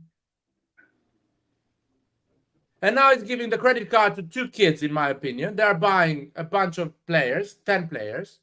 And I hope, because I love Milan, I hope these 10 players all come out good and we stay at the top 4 or challenge. Because if that doesn't happen, we have to look another 5 years of rebuilding again the team, and maybe selling Mike Maignan to rebuild the team, or selling Leao to rebuild, to fix the mistakes we've done this summer. Oh, I hope we don't do that. I hope of these 9 players, 10 players we're buying, at least 4 or 5 they come really good, and the other ones are garbage. Who gives a shit? You can always y'all make sure y'all fucking blame Pioli too, because he's giving his approval for all these fucking guys coming in. So if he doesn't pan out, yes, we can blame Jetty, but he's gonna have a. We're gonna blame Pioli. Don't worry, Pioli's gonna get fired. Because the easiest thing Pioli's the first one to go. Because he's approving all these guys coming in and then leaving. Clint, Pioli will get fired because it will be easier to get fired to fire Pioli than replace 9 players. The first thing they will do, that the sensible thing will be like, let's find a guy that can make it work. So they will fire Pioli, and Inzaghi will come, Montella will come, Gattuso will come, and they will realize that he's not the coach, that actually the players are garbage. Because the way I know Milan really loses is the day I see Iachini in our team, then I just know I'm not going to be a Milan supporter no more. People thought Montella was not a good coach because they thought Bertolacci was the next Totti. They realized Bertolacci was not the next Totti, and probably Montella was not the issue. Gattuso was not the issue. So you see that there was some big mistakes before. No, Laird, we see it clearly. The moment that things changed was when you brought a player like Ibrahimovic. Like, these are players that move the needle. The top G's are the guys that move the needle. You can have a lot of role players. You can have a lot of these players. But you need to bring in players that are guarantees. Otherwise, it doesn't matter. It does not matter. We could just buy all of the, I don't know, Sassuolo team and everybody's excited, but what's the difference? We need the top guys. I don't know who's left in the market. I don't know. I'm so pissed off. I'm so disgruntled. I cannot believe we spent more than 100 million on normal players. Like, what the fuck am I watching here? They all went to Saudi, man. What can we do? And that's a problem too. That's a problem. That's a problem. The Saudi Arabia because a lot of these guys that went to Saudi, you can understand, like, they could have been extremely help to some of these teams, right?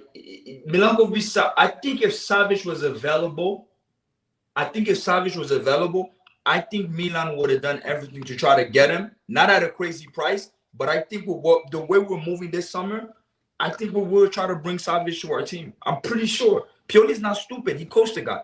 I don't think Pioli didn't say like, oh, let's get him. Let's go and get these no-name players. It's just when you look at Italy, right? That is a problem. Sure. Before we go out, right? Let's look at the midfielders that are available out of Italy that were leading there like our top tier. Brozovic was going as a free agent, right? Not really, but I mean, he probably never come to us. But I'm just saying, just in general, him, Savic, Fratesi. Who else am I missing? Gundogan. No, I'm talking about for Italy alone. Oh, first, Italian step out. Right? Yeah, those are the guys. It would have been that. The reason why for me I said Gundogan was damn near like almost like a fantasy is because there's this thing that's happening, and it's not a conspiracy theory or anything, but you have this thing going on where like Barcelona, knowing their economic situation, Man City is legit like a glorified English version of Barcelona. I mean, the head of director all the way to Pep is a whole Barcelona direction. The same way the Ferran Torres, the same way. Now, guess who's supposed to go over there now? Cancelo is scheduled to make that move on the right back to Barcelona. They just need to clear some cap space and all. And they're sharing. So I feel like when they come in, the moment that Gundogan is thinking between like, okay, you know, between Barcelona and Milan, I feel like he becomes more biased just because of that entourage. So I feel like it's not even a fair fight. Even when we come in, we can have the best project, but going over there, be like, yo, go. Because how is Barcelona able to convince these guys? How does Kessie go over there and he's convinced, right? And then later on, they want to get rid of him, right? And like I said, for Kessie was influenced. Yaya Toure, they speak in your ear. You saw what Chukwueze with the same thing with Osimhen. Players speak among themselves. And sometimes it can be good or it can be bad. But like the whole with Barcelona, I think they're using more of their outside influence and powers to drag some of those players over there. I don't think like their program is just that, like the best. And then people are just running over there because I don't think when you're looking at Gundogan, yeah, he could have went and got the bag. But I think that relationship with, you know, the thing about Barcelona, okay, Barcelona and Real Madrid have that first of all, the city, after you live 6-7 years in Manchester, you just want to live in a place like Barcelona. And probably Milan, that was a big pull for him. His wife lived in Milan. She worked in television in Milan. So Milan as a city would have been a big pull. Maldini as a personality would have been a big pull. I agree with that. The fact that he would have played at a midfield 3 and be the leader in that midfield 3 with Benacer and Toney,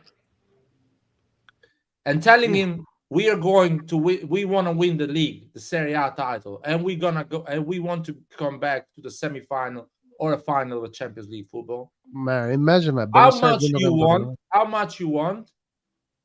We will give you that. At least that would have put a question on Gundogan on saying. And actually, I want to add something else. And tell Gundogan we are going to buy this striker this summer to put close to Leao and you to play this season. That is an attractive project. That is something you'll be like, okay, I want to play with Leao. I want to play with Sesko. I want to play with Tonali, Benacer. I want to win something with Milan. I want to live in Milan. I want to earn 7 million instead of 8.5. That's fine. He's an attractive project. Serie A is an attractive league. But we didn't do that. Because what? Because Gundogan is not sellable. He's not an asset. Jerry cannot sell Gundogan. That's the reality. Moneyball says that Gundogan has zero value because you cannot sell him. He's 32. He can get injured. So it does not quantify the value of the actual player because it's all about experience, knowledge of the football. But I mean, I'm not refuting, by any means. I don't want none of this us taking for Jerry and I'm not taking side for them. It's just, I think my view on all of this, I'm just trying to be a little optimistic. And something that optimism is more internal to myself, how I look at it, than focus. Because if I want to look at all of that, like I said, I've been the first one. I watch all Jerry's interviews, so I kind of know where his frame is, like who he is as an individual, what he looks like. He's virtual signaling damn near now with all of this, but a lot of terms he used, I don't even like it. I don't like the terms when you're saying this ecosystem. You're speaking like a fucking banker from Wall Street, and it's just I want to clear. reply. You know, Can I reply to Zion because he was saying which player we should have bought instead of this one? I'll make it. I'm gonna make it simple with everyone. So you buy a striker, 50 million up there. You get Romero on a free, Luca Romero on a free, Gundogan on a free, Kamada on a free. Kamada on a free.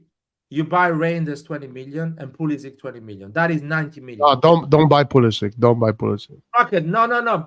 For all those crying kids that want a right wing. So Pulisic 20 million, Reinders 20 million, that is 40 million. 50 million striker, that is 90 million. Kamada on a free, Gundogan on a free, and who is Romero on a free.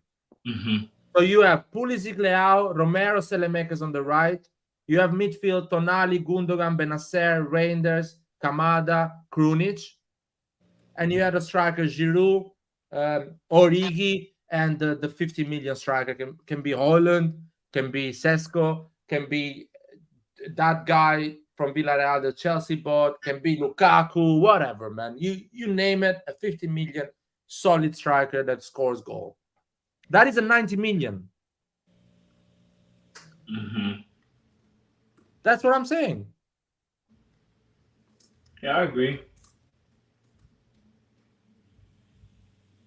But we will see. We will see. Honestly speaking, I'm excited because there is a lot to look forward. I'm not. I'm excited, but the moment if some of them will fail, I will not be surprised. I will completely understand. Yeah, and one thing I say, like I said earlier, one thing I feel like we shouldn't be too upset about. What I mean, we shouldn't be too upset about is I think the overall gross, when you look at the price, yes, but if you want to nitpick certain players, right? Let's say some players pan out, they don't pan out. I don't think you get crucially mad or crazy. If an Okafor doesn't perform, do you get really upset? You bought him for 13 mil. You know, is he getting a CDK trim like, oh my God? No, the overall group might be assessed more harshly. But I think individual players for what they are, like even if Chukwueze comes in, he's the only one that struggles. Yes, it's 20 million down the drain, but how upset the fan base gets, right? And I think individual players on themselves, if you do from an individual standpoint, we're not going to be as harsh. But I think if the overall collective doesn't perform, then I think it's you're highly upset, and then you know this shit is going down the drain. I think that's how I should definitely look at this. Guys, sorry, before we move on, let me just say thank you to the super chats. Thank you, Nathan, for the super chat for 99. Nathan, save some of that money for your wives, man. Fuck's sake. And thank you, Kristen Pasmino, Farsa Soccer for 199. Really appreciate you guys. Thank you. Sorry, go ahead. Going back to the money thing, when CDK comes out, shit, I'm not upset about the money we spent on CDK. I'm upset because we didn't buy Botman instead of CDK. That upsets me. The opportunity you lose to get another player more than actually the money. Because when I'm making speculation here, Okafor, Pulisic doesn't come good. That is 35 million. You could have got a decent player with 35 million instead of those two. So when players don't work for me, my problem is it's not about the money. It's about what you can get instead of that player. So if a 6 million Selemakers does not work, I know that with 6 million, you're not going to get better than that. But with a player with 40 million does not work, I know I could have done much better with that money. So people need to forget about the money for that reason. It's more about what you can do with that money. Now we spend 130 million. If this team does not work in a way we think should work, so challenge for the title, I would be upset because I would think, shit, we could have spent of those 130 million, 60 million much better. Or we could have kept Tonali and spent just 60 million and probably get the same results we got this season, but at least keep Tonali and add few players. So it is this what they're doing is really, really challenging. Putting 10 new players on a team is really, really challenging. And usually people that have been in football for a long time, experienced people in football, they don't do things like this. Experienced sporting directors don't make 10 different changes in one summer. No. Actually, when was last time we saw this happen? Fassone Mirabelli, 2 inexperienced guys, and it was a total mess. You can put a lot of players in a squad if some of them come from the Primavera, some of them are really like free agents, but 9 gold player, that is dangerous. With all this money, you got to bring us top players. With all this money we're spending, we got to bring in top players, bro. What is the point of buying players that are good for Europa League? Like, what the fuck? Yeah. What is the point? I think we'll come good, man. I think we'll be good. Overall, that's my assessment. I think we'll come good. You know, it's still fuck Jerry at the end of the day. I don't give a fuck. He can bring me. Of course he can buy, you know, he can buy me, give me $1 billion. It's still fuck him. But I think as a avid Milan supporter, I ain't gonna lie. I was really depressed, bro. Like, I was fucking depressed. But I think with these signings, it didn't fool me completely, but it got my morale up. That's the best way to put it. But so I'm going into the season and looking how other teams moved around. I'm more optimistic on our end than actually pessimistic, because if Juve was going crazy breaking the bank, Inter was going crazy doing crazy moves, I feel like those teams are gonna suffer. I mean, Onana is gone. I mean, you're going to spend your money on Sommer. I don't know. I don't want to speak, but from the outside, I'm not as upset. Like, I'm not as crazy. Sorry, Clint. Now, of course, Inter still needs to patch up their market, but Juventus, for example, doesn't need to do much. Like, I know, like, there's this idea that we look at Juve and Juve sucks, but for me, when I saw that roster wasn't even their first squad. It wasn't that different from Milan. It wasn't that different. You know, they out-dribbled us by 80%, by the way, that game. Anyone watch the game? Did you, Clint? Yeah, I watched the game. I watched it. Yeah, they play like Allegri stuff. They play like Allegri. Allegri's football was always going to look even worse than Salernitana. Yeah, like, for me, but those players, Clint, sorry, 1 second, let me finish, please. Those players are not going to be scared of our players. That's the thing. They're going to play the way the coach tells them to play. They're going to, in the transition, they look better than us.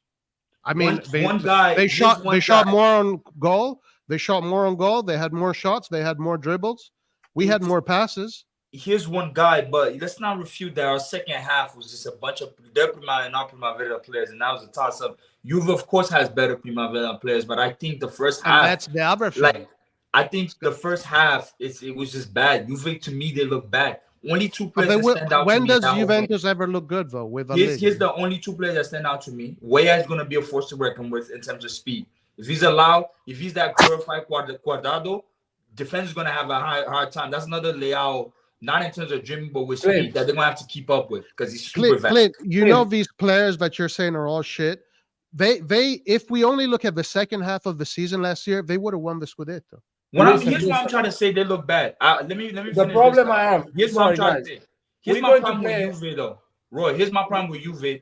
Juve does not have a good midfield, though. But Clint, do we have a good midfield? Clint. I mean, we can say that. We can. We don't, guys. 1 second. Sorry. No, let me finish this. Locatelli, Miretti, McKennie is better than Krunic, Loftus-Cheek, Rangers. No, listen. Let me finish my point. I'm not saying ours. I never mentioned ours is better. But going back to my initial statement when I was speaking, is the moves that every team made didn't front me enough for me to be pessimistic. So now I'm looking at you. So hear me out. Sure. So now I'm looking at Juve and I'm looking at the midfield. They didn't bring no game change. If it's the same guys from next year, but never did we. Clint, so 1 second, guys. But I hear what you're saying. My problem with you is that we're gonna play in Juventus twice next season. Yes. And we'll see. I don't want to listen, but I don't want to look good. I want to get the 3 points. Can we dominate this Juventus and get those 3 points? I mean, we can. When's the last time Juve beat us? That's a real question. Well, but we beat them with Messias and Selemakers. Exactly. You guys shitting on them. Yes, and when's the last time you hear me shit? No, on you. Sonic? I'm talking about the community in general. But No, you. sorry, I have to So respond is to it this. Pulisic and Okafor gonna deliver that 3 points No, against I Juventus? don't know, though. But listen, That's the Larry, even if we win the head-to-head, it doesn't matter because most likely, like every single season, our problem is the smaller teams, and that's the real question because Juve will be the smaller team. But here, I want to answer this. Plays like a small team. Juventus plays like a They small play team. like a small team, yeah. And players like Tonali and Diaz, they helped us to win those games.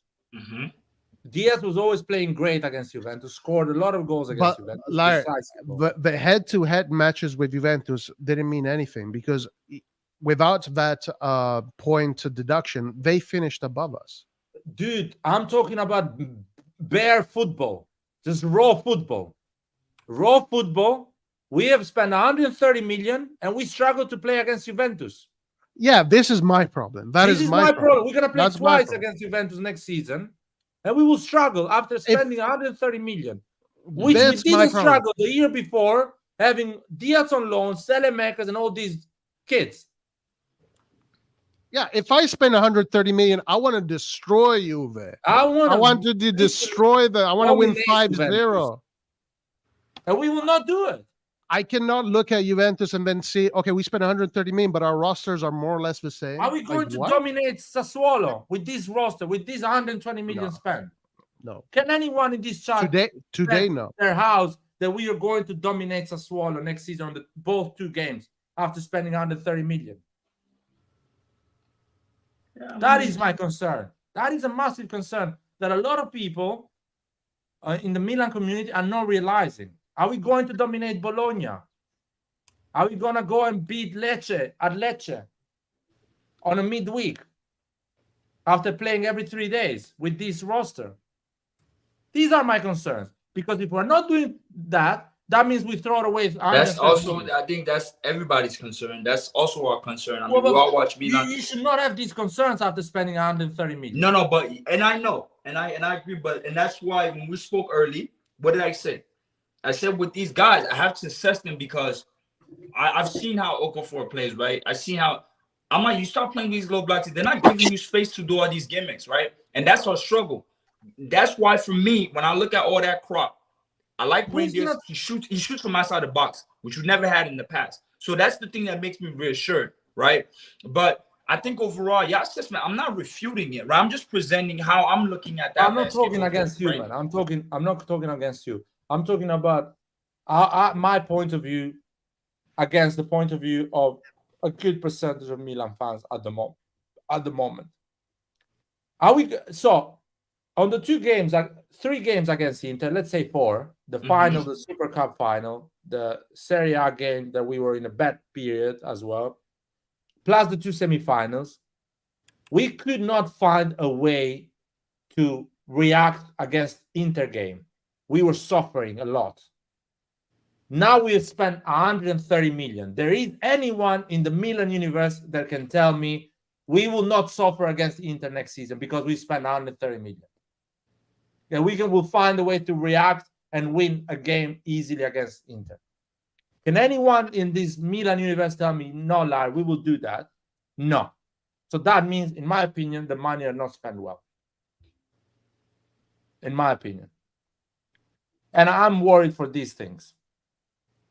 Now, we buy 10 players. If 4 of them or 5 of them come out good, this is a 10 out of 10 Mercato. If 50% of the player we bought come out really good, that actually deliver, this is a 10 out of 10 Mercato. So I'm hoping on statistics more than, understanding of football of Moncada, Forlani, and blah, blah, blah. I'm hoping on statistics. Usually, you get it 40, 50% right. Let me answer this question. Edison O'Connor, Roy, answer this. How long will you give a team to be clicking? 1 week, 1 month, 1 season? At least 1 season. At least 1 season. You can't integrate in a week, a month. I mean, at least 1 season. Optimistic. If we do it in 3 months, that is a massive achievement. Yeah, so I'll give them a season, and then next season, I hope that these geniuses, Furlani Moncada, are going to figure out what they did wrong and fix what they did wrong.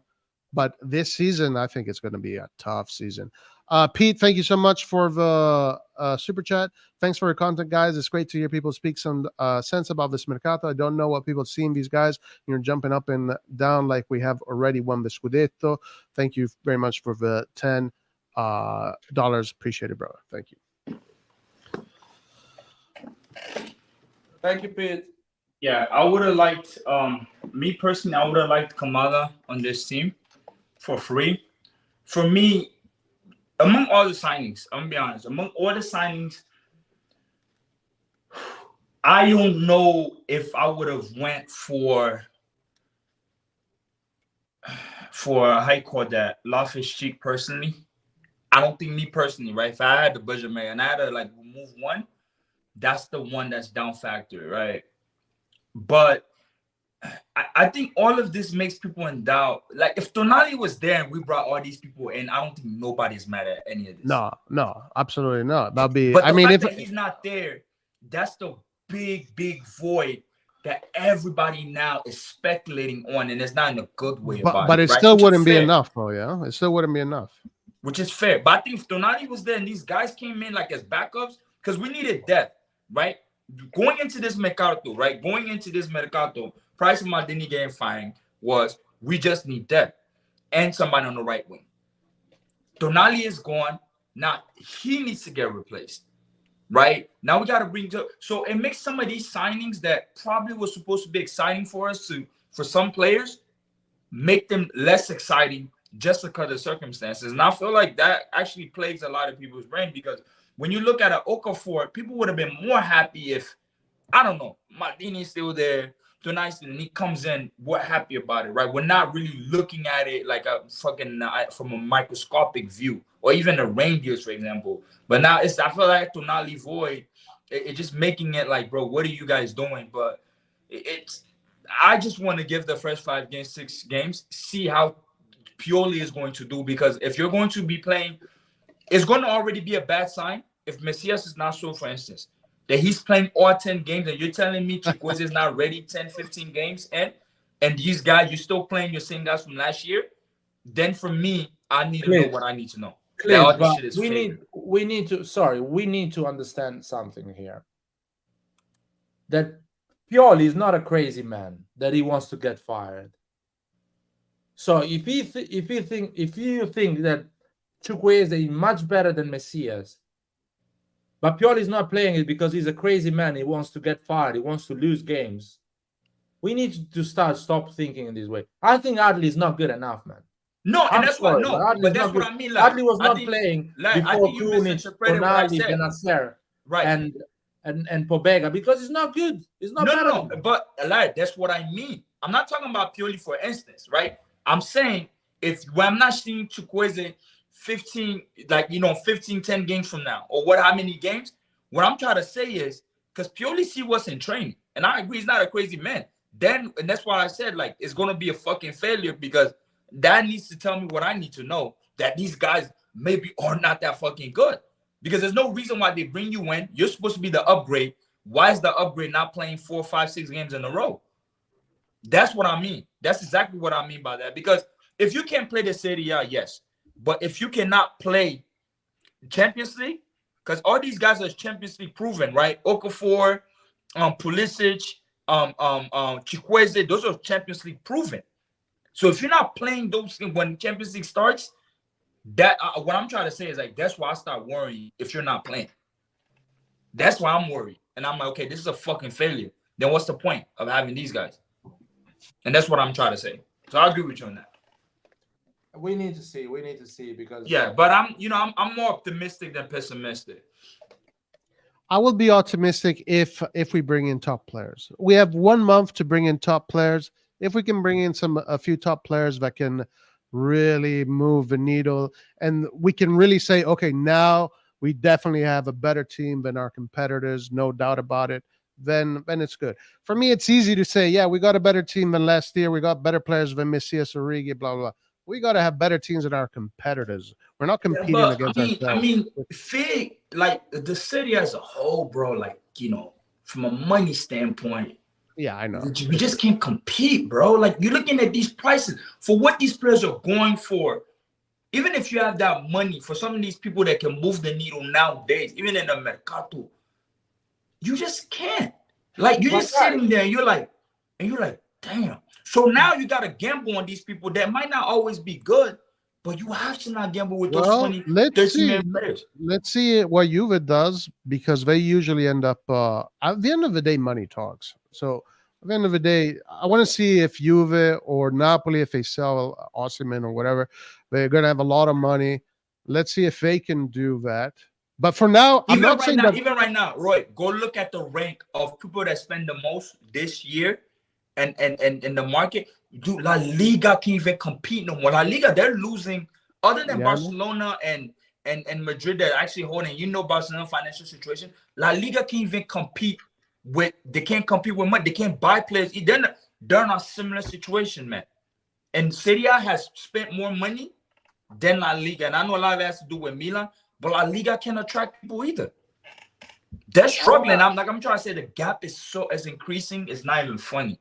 Like, it's just bad. Like, you have to let go. I look at Villarreal. Villarreal has a promising player born from their town, which is Pau Torres, like, which is a really rated defender, and you have to sell him to Aston Villa. But Villarreal plays more in Europe than Aston Villa. But of course, Unai Emery went there, but you got to sell Pau Torres, and I know they didn't want to let him go. And that's the situation they're in. They didn't want to sell Chukwueze, but he has to leave in his last thing of contract. Like, it's just they're in a precarious situation. I'm looking Spain from afar, and I don't know, bro. It's like I feel like Italy's not the same. It's the only one. The money excuse does not work this season because we spent 130 million, man. And I want to add something. The money excuse this summer does not work because we made 420 million revenue. But that's another thing that I've used the money excuses. I've defended Elliott because the team was making 220 million revenues and had 130 million depth and was not playing Champions League football. I have a question for you guys. No, sorry, Larry. Finish and then I'll ask you a question. This team is on the up. We are raising our sponsorship. We are playing Champions League football, semifinals. The stadium is always full. 420 million revenues next season. The revenue will go higher. Chunk, please. It will go higher. You're crazy. Listen, I have a question for you guys. Do you guys like this strategy of what is it? Player exchange, like the NBA? Like, because if this is no. I don't. How can you build a team with this strategy? What do they call it? What does Jerry call it? Player exchange, player trading. Player trading, right? What they do when they're doing like kind of like they're doing the NBA, and you get traded to another team and all of that. Like, it's essentially they're going to fund the market every year by selling players and trading players. And obviously, we know that the only players you can sell are the ones that have a market, because Rebic costs 1 million. That's how much Besiktas pay for him. Fuck, I'm still shocked with that price. Actually, holy, they fucking sold Rebic legit for a bag of peanuts, bro. Holy fuck. Well, how much you gonna sell Rebic if you keeping him in Milan? Man, I would have sold him to the fucking. I would have put a gun to his head and sell him to the Saudis. Of course, the club will come and say, "This is a bag of peanuts. You wanna give me Rebic?" Because they know you don't want him. You already spent 100 million on the market. You need to get rid of Rebic, your left wing, because you have 5 left wings already. Dude, Clint, I'll be honest with you, man. You heard me in this channel. I would have bought 4 players this summer. Yeah, me 4 too. players. 4 top players. Forget about it. Forget That's all these it. 4 players. I'm not like, average we need players. 2 right wings. We need this. We need that. That's bullshit, man. It's Serie A. You can still go ahead with Selemakers on the right wing. You can still. I hope we don't sell Selemakers. And like, there are so many free players this mercado. So many free players. Guess where they all went, Roy? Saudi. Well, no, I mean Kamada is still up for grabs. Yeah, I mean, we still, can still. but we did that boy dirty. Holy. Dude, Romero, we got Romero for free. Salamakers on the right with Romero. Fuck it, move on. Just give me a proper striker, man. Give me a Leal striker. But what A about guy what that about everyone what wants about in Europe. Etitike? Like I think I like his profile a lot though. That young he's really tall. he's good. That number He's a 9 good from player. PSG. Why we're not buying He's a Sesko? prospect. Clint, He's why a we good are prospect, not buying Sesko or Hoyland? No, Why but is Sesko's not us? already committed. Sesko's committed to Leipzig. She just made the move to Leipzig. Every Leipzig. man has a price. I know he's committed to Leipzig. It's the same team from Leipzig to. But they put to a 60 mil Salzburg, joint it's the on same him team. though. Huh? They put a 60 mil, bro. Like Tu Sesko stai price già tag is not no- festeggiando. Tu stai già festeggiando. Yeah. But I think ATTK, like he would have been right now, he's going for 20 mil. And he's proven in the Prem instead of getting the ball again. That's another guy like you could legit win for. It's like the Isak type mode. He could that would be the perfect one you can compliment to a Giroud. They're tall, they're both French. It does not want to take him a lot. I know he's 19, but you know, he played at the high level, man. He did some stuff with PSG. You can go for him. Sorry, I want to respond. Zion, Chukwueze 4 million, 5 years. Pulisic 4 million plus bonuses, 5 years. Loftus-Cheek 4 million. But what are you talking about? We actually our commitments to these players is not 20 million. It's more like 50 to 60 million. Yeah, I'd rather not pay 20 million for Gundogan, but have him in the team paying 5 million plus bonuses than freaking pay Loftus-Cheek 4 million plus bonuses. Anyway, listen, it's not about being ungrateful. It's like the thing is like I know that it's exciting to see when teams buy players, but I'm sorry, these players to me they're average. These are not players that are going to move the needle. I hope we get players that are going to move the needle. Once we do, you will see me be optimistic. And listen, I gave Maldini a lot of scrutiny. Yeah, this is not about Maldini, Moncada, Furlani. I was one of the first ones on this channel to say that Milan last year was not going to win the Scudetto, that the market was all wrong. Bro, this market to me is even worse so far. Because if we had all this damn money to spend, we spend it on freaking average players, like what are we doing? If we have 1 month. If we can get 2 top Gs, then our market will be good. Otherwise, it's going to be another. Otherwise, guys, start thinking about what coach you want next, because Pioli is going to be the first scapegoat. I would twerk to get the Zerbi on board, boy. Holy. Fucking, but not me personally going into like if Toney was still at Maldini, like I always told y'all, I want a Hoyland, and you're gonna get Kamada. The right wing for me was a toss-up because I didn't even really identify like a proper right wing. I didn't have no name. I'm not looking for that. I wanted a fucking number 9, bro. I still want a 9, and man, the Hoyland and Leao, man, sometimes I dream about it. I'm like, oh, bro, this shit would have been crazy. It would have been damaging, man. I would have been scared to watch our games, but it panned out the other way. You know, we get the Walmart version of things. It's fine. But, you know, overall, I think I can be optimistic. But I think, you know, but my next question to y'all is what grade y'all give the Mercato so far? I'm pretty sure it should be a low fucking grade, but I want to hear. Say again, sorry. I said, what grade would y'all give the Mercato so far? So far, then you want to lie. 4 for me. What about you, like? The only thing that I give like a high grade is even though Sportiello was a mess against Real Madrid, is just now I think we have a better second goalkeeper. But other than that, it's a 4. It's a 4 overall. It's a 4? Okay. Yeah. Larry, you? I don't know, man. Because honestly, I don't know these players. Most of them, I don't know them. So when I knew, for example, when we bought Tomori, I knew Tomori because I was watching Premier League. Mm-hmm. I watched a lot of Premier League, and he played almost a season with Lampard. Mm-hmm. With Derby, yeah. Mm-hmm. Because Chelsea had no, not just Derby, Chelsea as well. Because Chelsea had that the ban. they could not buy players for 1 year and a half or something like that. So Mm-hmm. all the youth players like Mason Mount, Tomori, and all these guys came out and played a lot of games. So I watched a lot of Tomori. But Mason Mount for 70 mil, oh my god. So I watched Tomori a lot of times at Chelsea when we were linked to him and we bought him. I was like, oh wow, this is amazing. He's a great player. That's a great signing. 30 million will look. Everyone was like 30 million is a lot.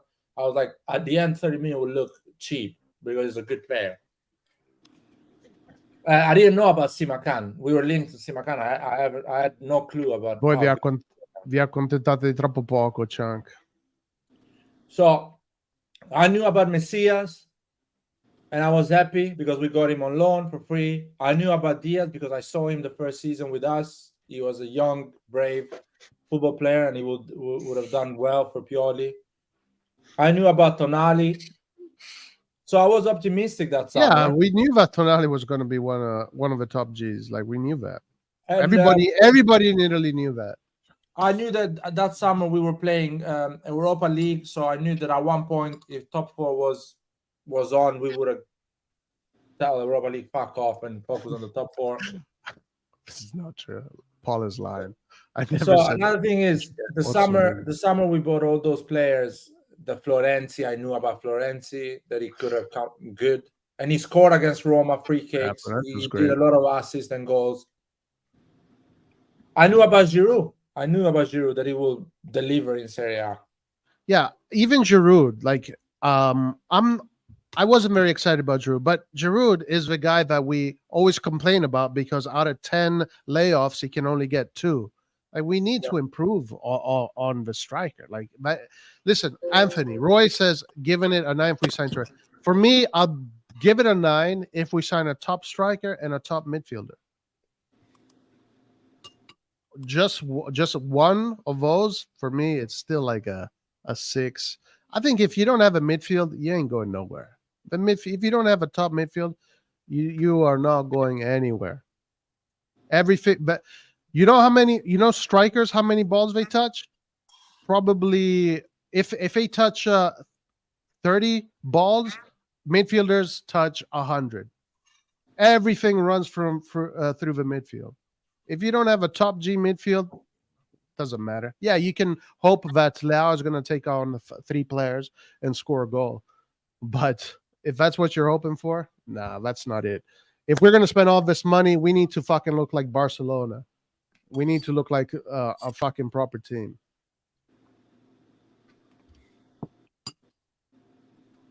Another thing, a lot of people say, oh, finally we're going to buy a right wing that is not going to pass back to Calabria and bullshit like that. And every time I watch Milan this summer, our right wing is passing the ball back on Calabria. Pulisic passing the ball back. Everyone is passing the ball back. So when people say things like this, I realize that they don't know anything about football. They know FIFA, video game football. So when the right wing gets the ball, goes on a 1v1 and creates a chance. That's what type of football they know. 90% of the time, the right wing, the left wing, the creative players, they put the ball behind. They pass the ball back. Because they're waiting for that moment, that chance to go with a through ball or with the 1v1. I think it's going to be interesting. It's so 50-50, man. It can go extremely wrong or extremely well. It's not going to be in the middle. So get ready. If we start wrong, it's going to be blood during the season. If we start well, maybe with confidence and everything, it can escalate and become better and better. But I'm with Roy. The midfield is so important, man. The midfield. And by the way, the defense, we haven't improved the defense. I'm still bitter we missed the Botman transfer. I'm so bitter, man. Yeah, the defense for me, with Tomori, for me, so many goals. And for me, actually, I think I was speaking to somebody. I'm like, what was it? I'm like, yeah, before it, picking your poison between Tonali, Leao, Theo, I would have sold Tonali, me personally. I would have sold them. If we had to add Tomori to the mix, Tomori would have been the first person for me to go. He's still shaky. I'm sorry. It's just for me. I don't know. Like for the defense, what we need, we can't rely on Chiara, so we definitely need a CB. And I think they definitely need to like look in Italy this time around, and I think that's what they're doing for that hotel backup.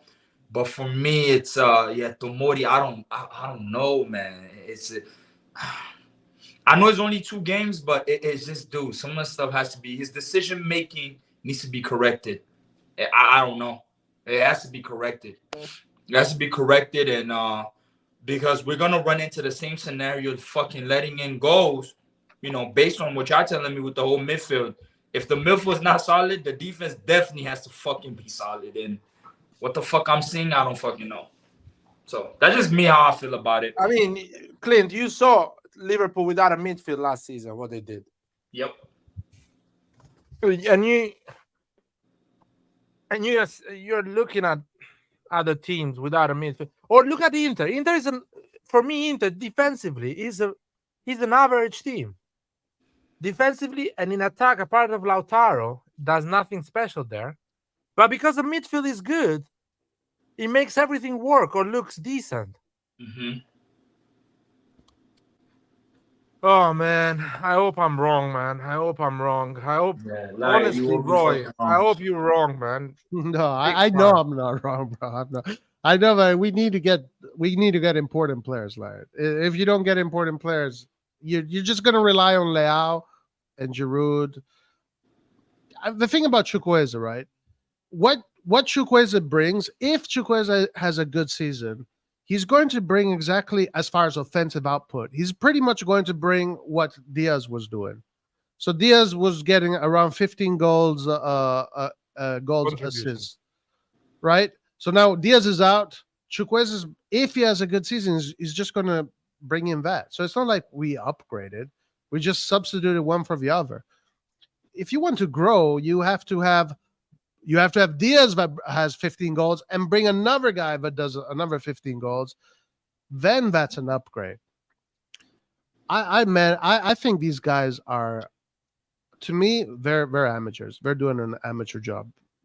I'm so far, I consider it. I hope you're completely wrong, man. I hope you're completely wrong. You're off track here.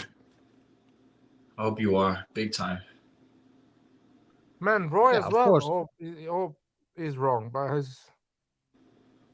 Hope you're completely wrong, because the whole reason I didn't even buy tickets to go to Vegas or to LA was I'm like, yeah, that Joe Jetty, he's not getting my money. I want to see. I'm excited for these signings, but my favorite signing among all of them is indeed the little Dutch kid. I'm not gonna lie. Like, I just feel like it's something special. You just see in the personality. His first game, and I know it's just friendlies, but friendlies can go 2 ways sometimes, right? Friendlies can go on the verbiage like, oh, he needs time, it's just friendlies, or it can be like, I like what I'm seeing, and I'm more on the latter. I like what I'm seeing. So let's see when the league starts. Because I feel like there's more upside. There's more upside to somebody at least performing out a little bit above average, not crazy like in a friendly, compared to like not even showing at all and being like, oh, we need time. Because I don't want to have that same language 15, 20 games in the league, and it's like we're giving you a whole year. So let's see. But among all the signings, at least I have more utmost, respect for that. And he played a lot of games, so he's gonna play. He's not gonna be injury prone.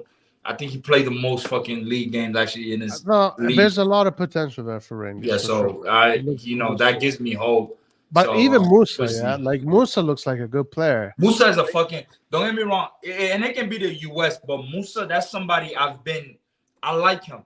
But under what circumstances he's coming, with all the controversies that are around the club, right? Under what circumstances he's coming to the club, ideally, I'm not going to sit here and boast. If it was last year he's coming in for death, I would have been fucking parading his name around. But for me, Musa, like I like Musa a lot, bro, especially in the U.S. national team. My only issue with Musa, Clint, is that Musa, like Benacer, like Kessie, like Tonali, is not going to be ready in 1 or 2 years.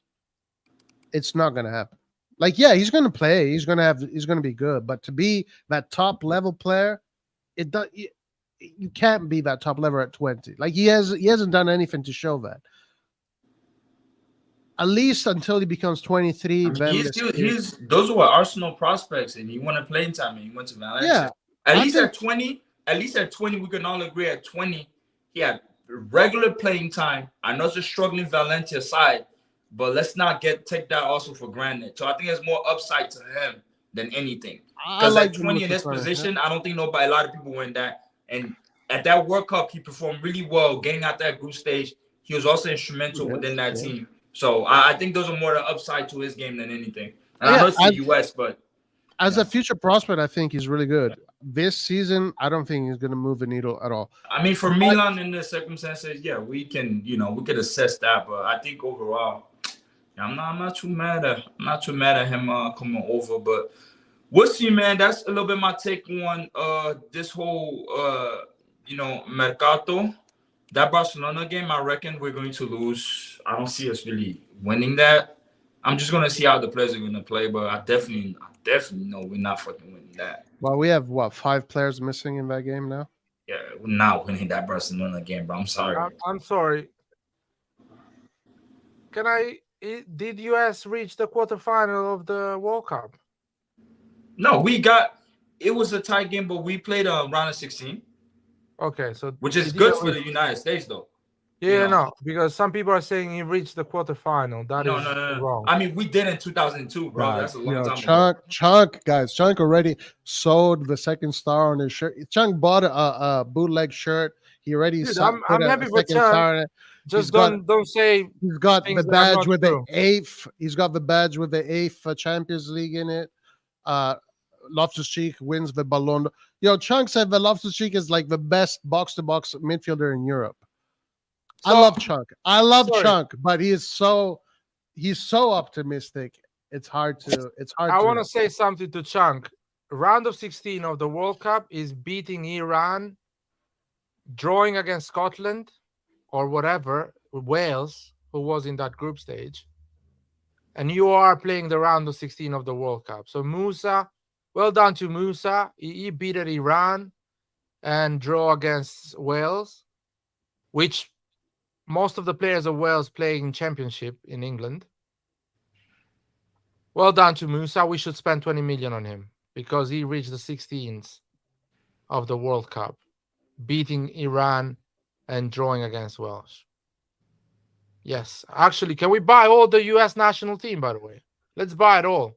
Yeah, and listen, no offense here, but this whole thing about getting making a US national block, is that a good idea? It's not a good idea because it's not a big national team. It's only a good idea. It's only no. Let me finish it. Let me explain it to all my American friends. It's like buying the best players of the Albanian national team. That is the level. We're not in the same. Come on, we're not in the same bracket as Albania. No, it's the same level, man. Broya, listen to me. Broya, Aslani, and damn. They will be stars of the national team of US. Stop. No, it's not a stop, Clint. US is miles above. Let's not. I know we call it soccer, but US is miles above Albania, bro. No, it's not. It's not, man. It's not. Speaking of Albanians, guys, Juventus has this Albanian Italian player. He is so fucking good. This kid is going to become Iniesta. I'm calling it right now. He was one of the midfielders that won the U19 a month ago. This kid here. Does he play for Albania or Italy? Italy. He plays for Italy. No. Italy stole him from Albania. But he is so freaking good, man. This kid is another level, man. Wow. Because if you want to, I want to go back on this U.S. thing. If you want to look at that U.S. national team, I don't want to look at it. I think, no, listen to me. And that perception is fine. I think the two, Musa and definitely. Please, I need to defend myself. Hold on. You made the statement, so let me say this. Some people are attacking here. Did Albania ever play the World Cup? Albania usually on the group stage is with Germany, Italy, Portugal, France, Spain. US is on the group with Mexico, Costa Rica, Cuba, Jamaica, Canada. They might as well play baseball there instead of playing football. If Albania plays in that group stage, he plays every fucking World Cup, my man. That is the reality of football. So when I say okay, it's just to show people why people get excited about these players. Man, these players are good players, but you should not get excited about these players, man. People should not get excited. You should not get a boner for these players. But you gotta understand, these are not no the players you mentioned. Listen, let me say this. The Musa grew up in Europe. Pulisic damn near fucking grew up in Europe. So they're not your typical MLS. They never played in the MLS. Right? I understand your point, but people should not use the American card. He's a American national team. Playing that and playing that. Don't use that card because Selemaker is a Belgian national team. CDK is a Belgian national team. What I wanted to add to your argument, I'm like, from a marketing, I can see what Redbird is doing that.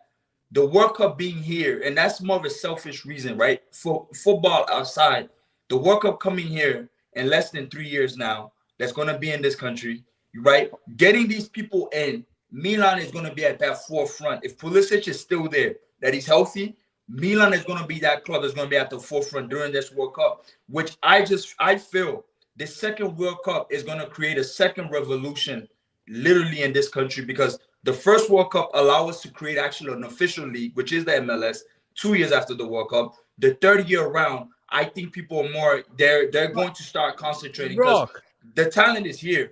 It's just in terms of like getting the right. I don't care about US, man. I care about Milan. Milan should not be used as a tool for US. But the president is American. What you want me to tell you? No, I know, but listen to me. I don't care about the US, man. I want Milan to win the Champions League, not US grow the football pool.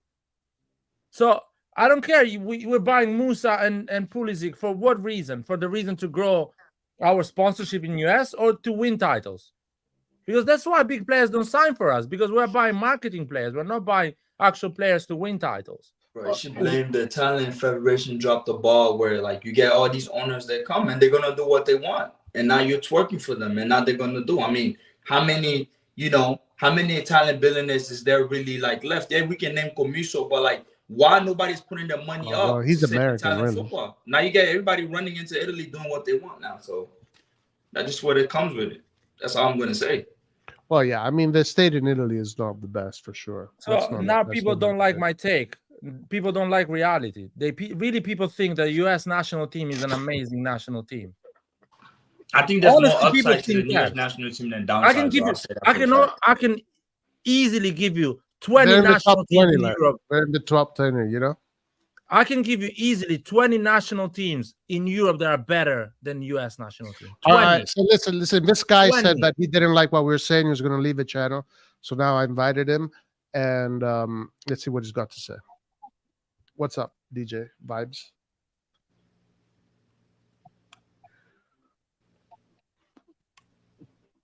Can you hear us? Can you?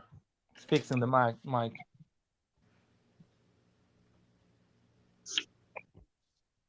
No, but Chunk is like super optimistic all the time. Like Chunk, the way he sees it, anything that Milan does is perfect.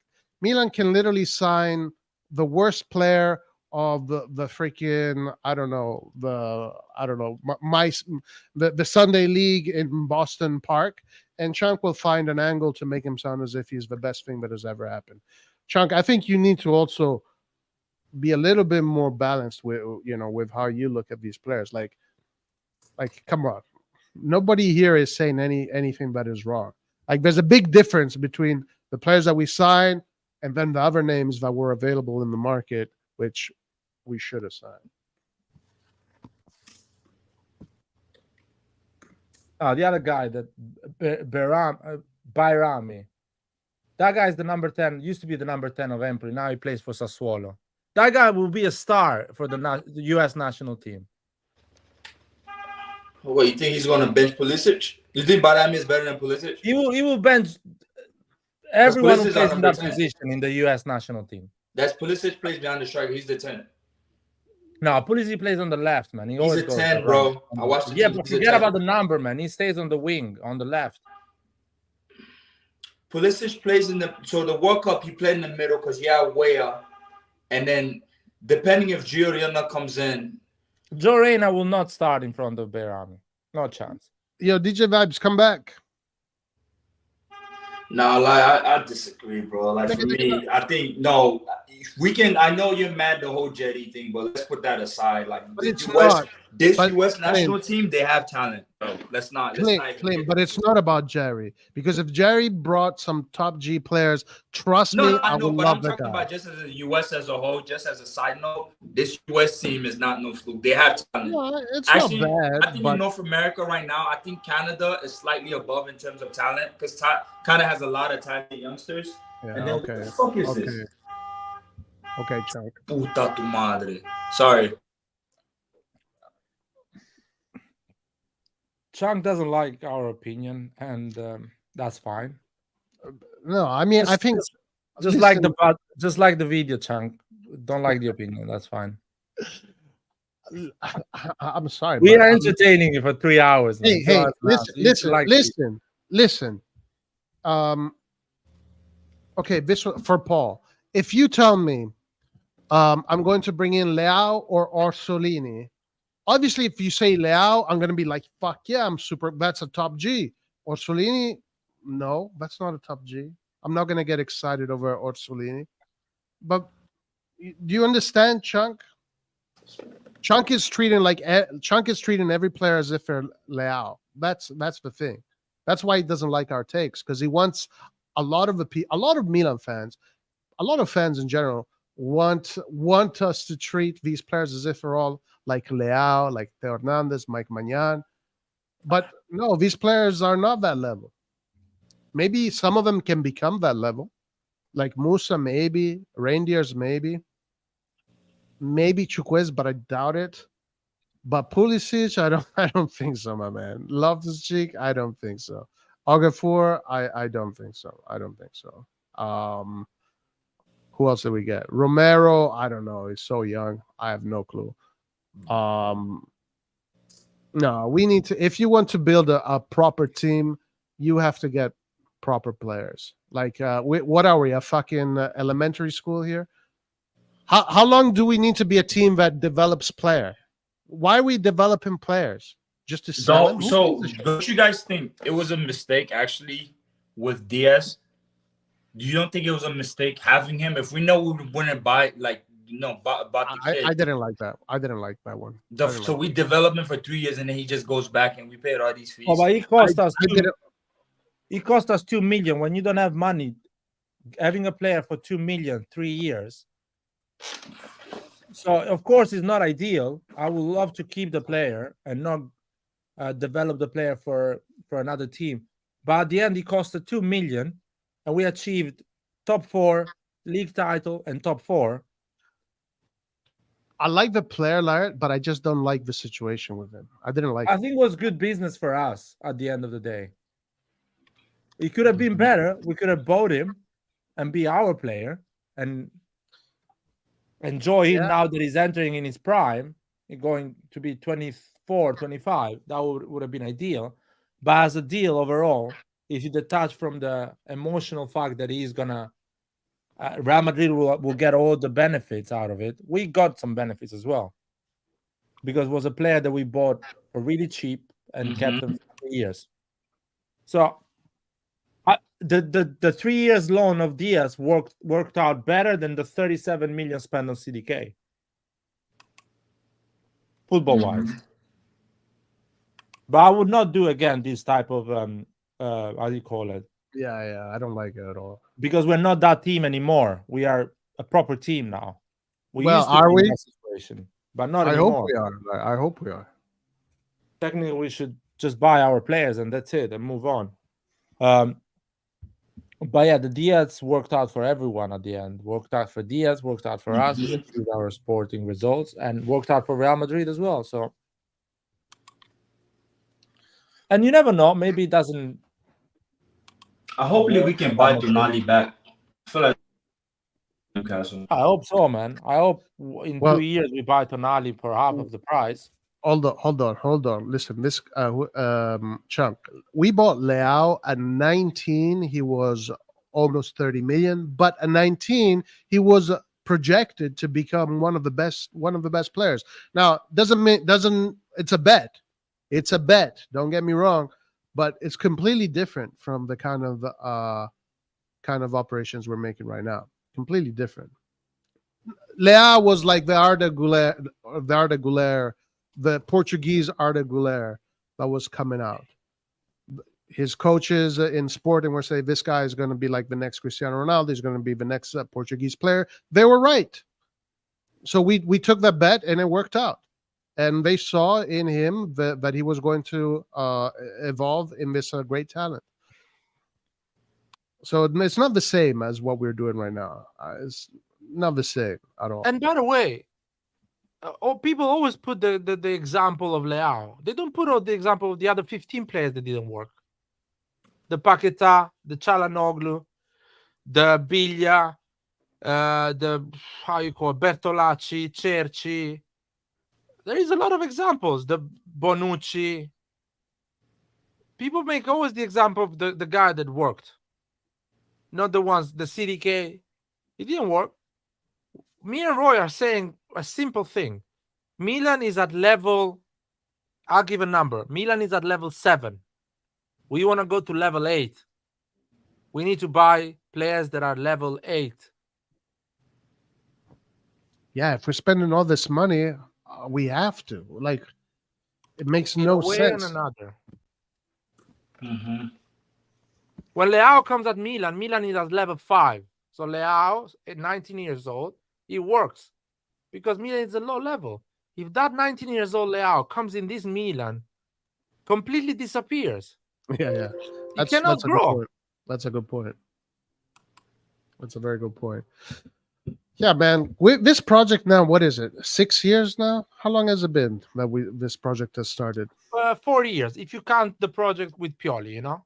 The summer that Gianpaolo got hired and fired. It should be moving forward instead. It kind of, I don't know. It feels like it's stalling. But let's see. Maybe in August we're going to buy some other players because these guys are on a spending spree. They love spending money right now. So hopefully we're going to spend the money with players that are going to move the needle. Players that when we see them on the spreadsheet, Allegri is going to say, "Oh fuck, I need to put 2 other guys on that player."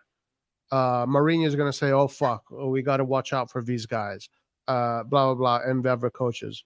But as long as it's these guys, it's the same shit as last year. Nobody's going to be scared of them. So we need at least 2: a top G midfielder, a top G striker.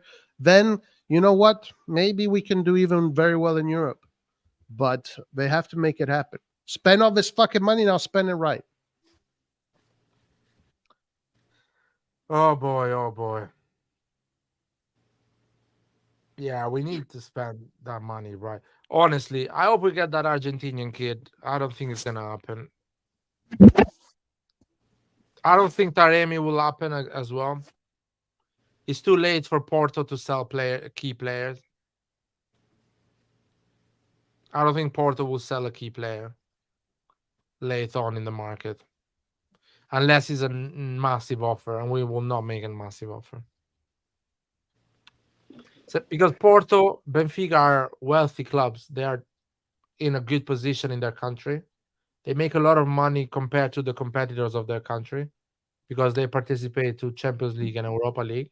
And Sporting, all 3 of them. Because Sporting was also good. They sell a lot. Yeah, but they don't sell rarely they sell last 2 weeks of the Mercato. I don't think nobody was really going to even entertain that, unless they like free contract. I think some of the players that are disgruntled or they know they're not going to have playing time, because you also have the Euros 2024 that are coming. Some people are going to want guaranteed with first team playing so they can get selected for the national team. Now, I don't know how many players are in that boat, but at least that can be a factor in the rest of the market. Yeah, I look at it. I'm thinking about people like Balogun are forced for a move, but like the prices are restricting. I also feel like these bigger teams are fucking their players' careers up to a certain extent, because now back in the day when like the playing field was a bit leveled in terms of transfer price, then people can bid. But now it's only a few buyers, so it's only a few people that can buy your Lamborghini that we don't even know if it's used or brand new. right?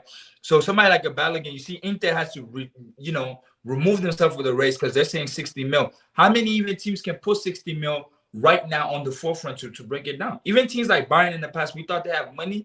They're even Oh, having Milan a hard could time have finding put secure 60 play. million on Balogun. Huh?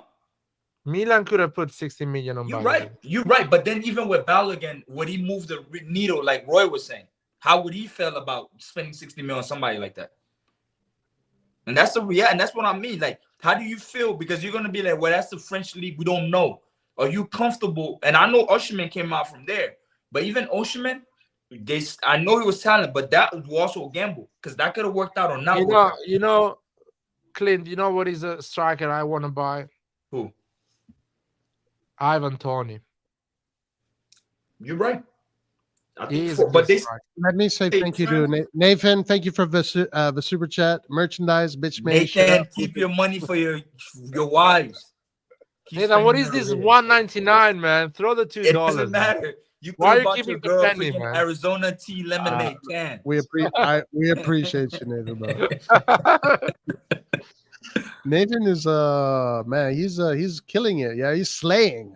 Is that what the $2 man makes me feel like a stripper? Nathan is slaying, guys. If you want ones, go to fucking Nathan, man. Fuck's sake. Yo, I like Ivan Toney, man. He cannot play until January. That band is so fucking severe. I think somebody else should sign him. I don't know. Oh, he's good, man. He's 27 years old. Scored a lot of goals in Premier League. Is mobile, clever player. Even Paul, even David. Here's another one, right? And it's not because teams don't want him, but that price tag. Teams are not contemplating, do I really want to go and put, and that's because from you to me, Jonathan David, everybody knows in Europe now, he's consistent. He would have been the first one off going to these teams. Nobody's coming in because they can't afford it. That's the reality of it. And the teams can afford them, they don't need him right now. And you would have think teams like the Milan and some of these teams in Italy, Germany could have went for him. They can't. They can't afford that price tag. They just can't. Roy, I'm gonna send you the link to watch his highlights, but we're not gonna show them on the live. Okay? Yeah. So no, I mean, I can just find him. No, I have the link. I'll send it to the private chat. He's already there. So I'll put the link on the private chat. Have a look and let me know what you think. Did you guys see? 27 years old. This report saying that Milan had agreed personal terms with Jonathan David? Did you guys see that? It's a recent one. Yeah. Well, but I saw it on the WhatsApp chat. I think Christian put it up. I didn't see the actual article. It can be. We're buying Americans and North Americans, so it looks like.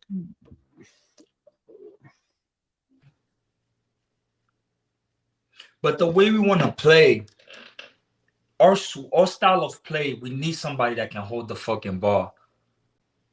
I don't need a bunch of strikers running in behind. Do you think a guy like Broya last week of the Mercato can happen? And that's what I say. You go for him. Where is Broya in his injury? Sorry? No, he's completely. He's been back like since the end of last season. Oh, okay. He didn't play. Okay. So he's playing the friendlies, I guess, at the moment. At the moment, the one that looks good in the friendly, that kid they got from Villarreal is a bargain. That Jackson, that Senegalese kid, Jackson, I think he's gonna be the 9 for Chelsea for sure. Yeah, so he's quite powerful. He's doing good. Yeah, he's doing good. Him and Nkunku is killing it right now. That's the guy we needed to get. Fucking hell, not Pulisic. But he was already gone, not bro. Fucking Pulisic and Nkunku we were supposed to get. Where the fuck was Jerry? Jerry was here when Nkunku was available. These are the guys that already signed like a year out. Bro, since Nkunku been a Chelsea player since January. Yeah, I know. What do you think about Ivan Toney, Roy? Are you watching the video I sent you? Yeah, I'm watching it. What happened with this guy? So he's in trouble. What did he do? No, he has a ban that is ending next January. What for? Betting. But not like Like It's Buffon. not like serious betting. Like it's not like he didn't bet games that he was playing actually, or teams that he was directly involved. But rules are really, really, how you call it, strict in UK regarding betting. Extremely strict. So players that cannot bet at all or something like that. Okay, and he hasn't been playing for 1 year now. No, he hasn't been playing for. He finished the season, man. So he's gonna be. The ban is like 6 or 7 months. So it's the summer plus 5 months season. So he will be inactive for 5 months, basically. Well, he's good. He's got good feet, good through ball. Oh, yeah, and he's experienced. He's 27, 28, Nice. so Very good touch. scores a lot of goals.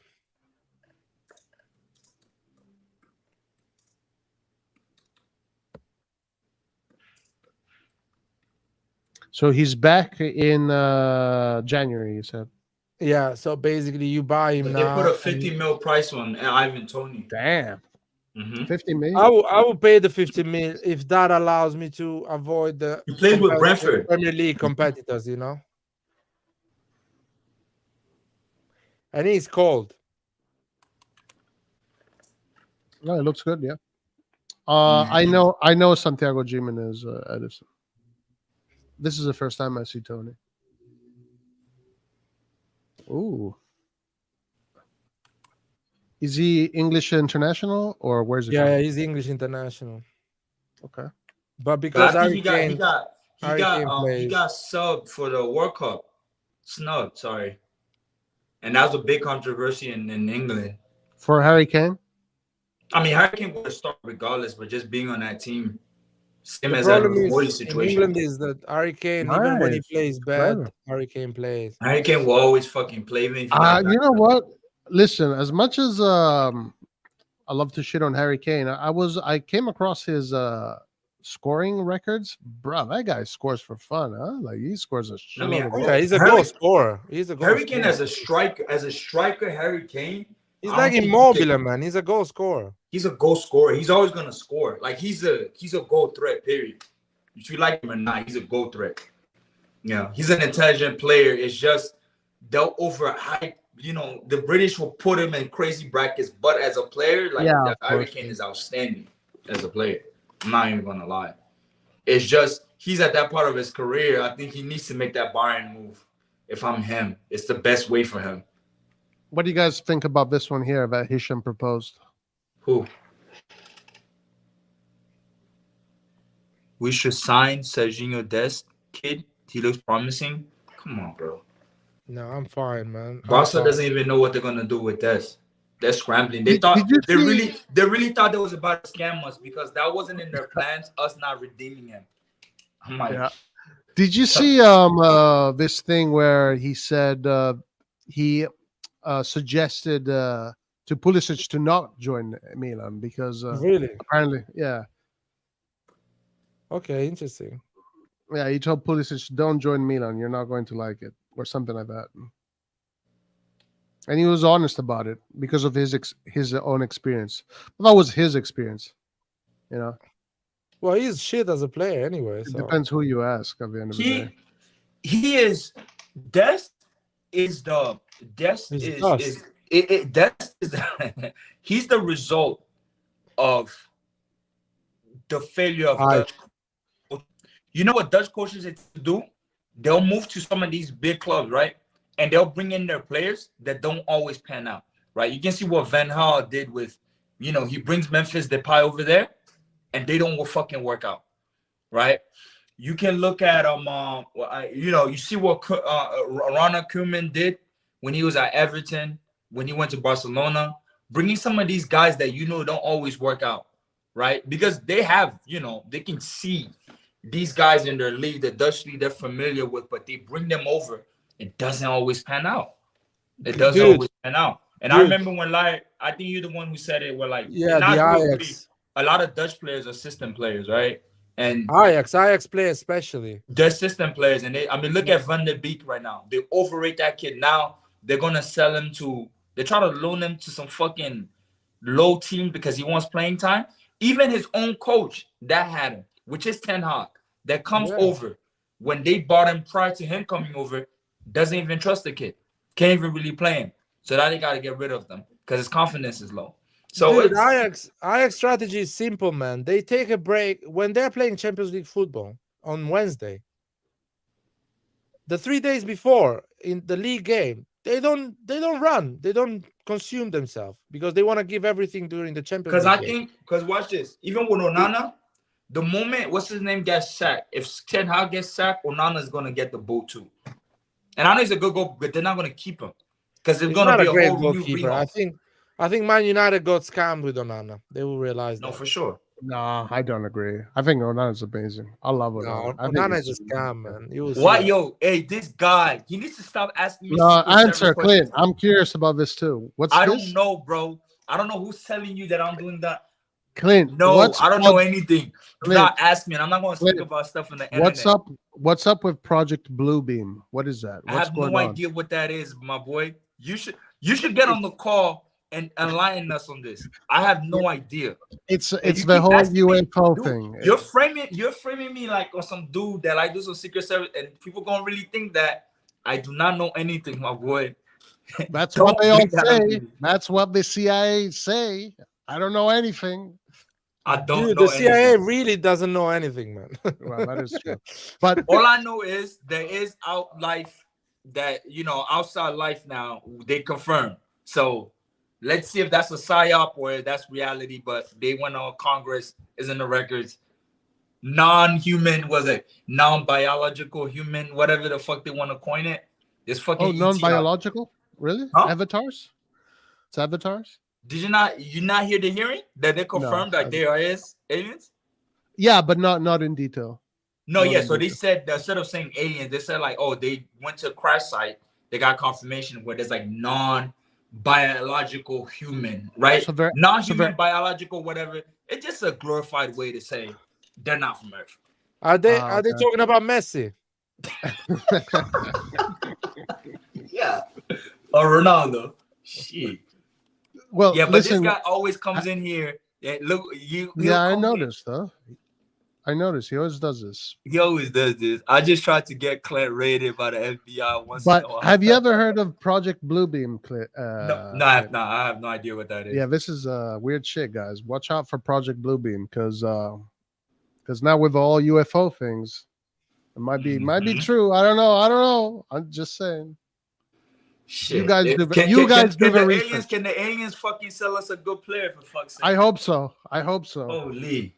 But we need aliens to come and buy AC Milan. That's what we need. Fuck. Gotta be a Galaxy team. But I'm just curious to see how the next 2 summers are going to look. With the Saudis now being in the market, I want to see how the landscape, what type of players Italy ends up getting in the long run. If this is a new sign they're doing, or it's just a 1 summer thing or 2 summer thing, I just really want to see. It affected Viseria already. It definitely put a. From my understanding, they want to bid for the 2030 World Cup or 2036, those 2. So they're kind of like doing, but they're starting ready to build up. And don't get me wrong, Saudi did already have like a culture, a football culture there. It wasn't as good, but they always been in the World Cups. They're not importing players like how Qatar did. So they always had a league.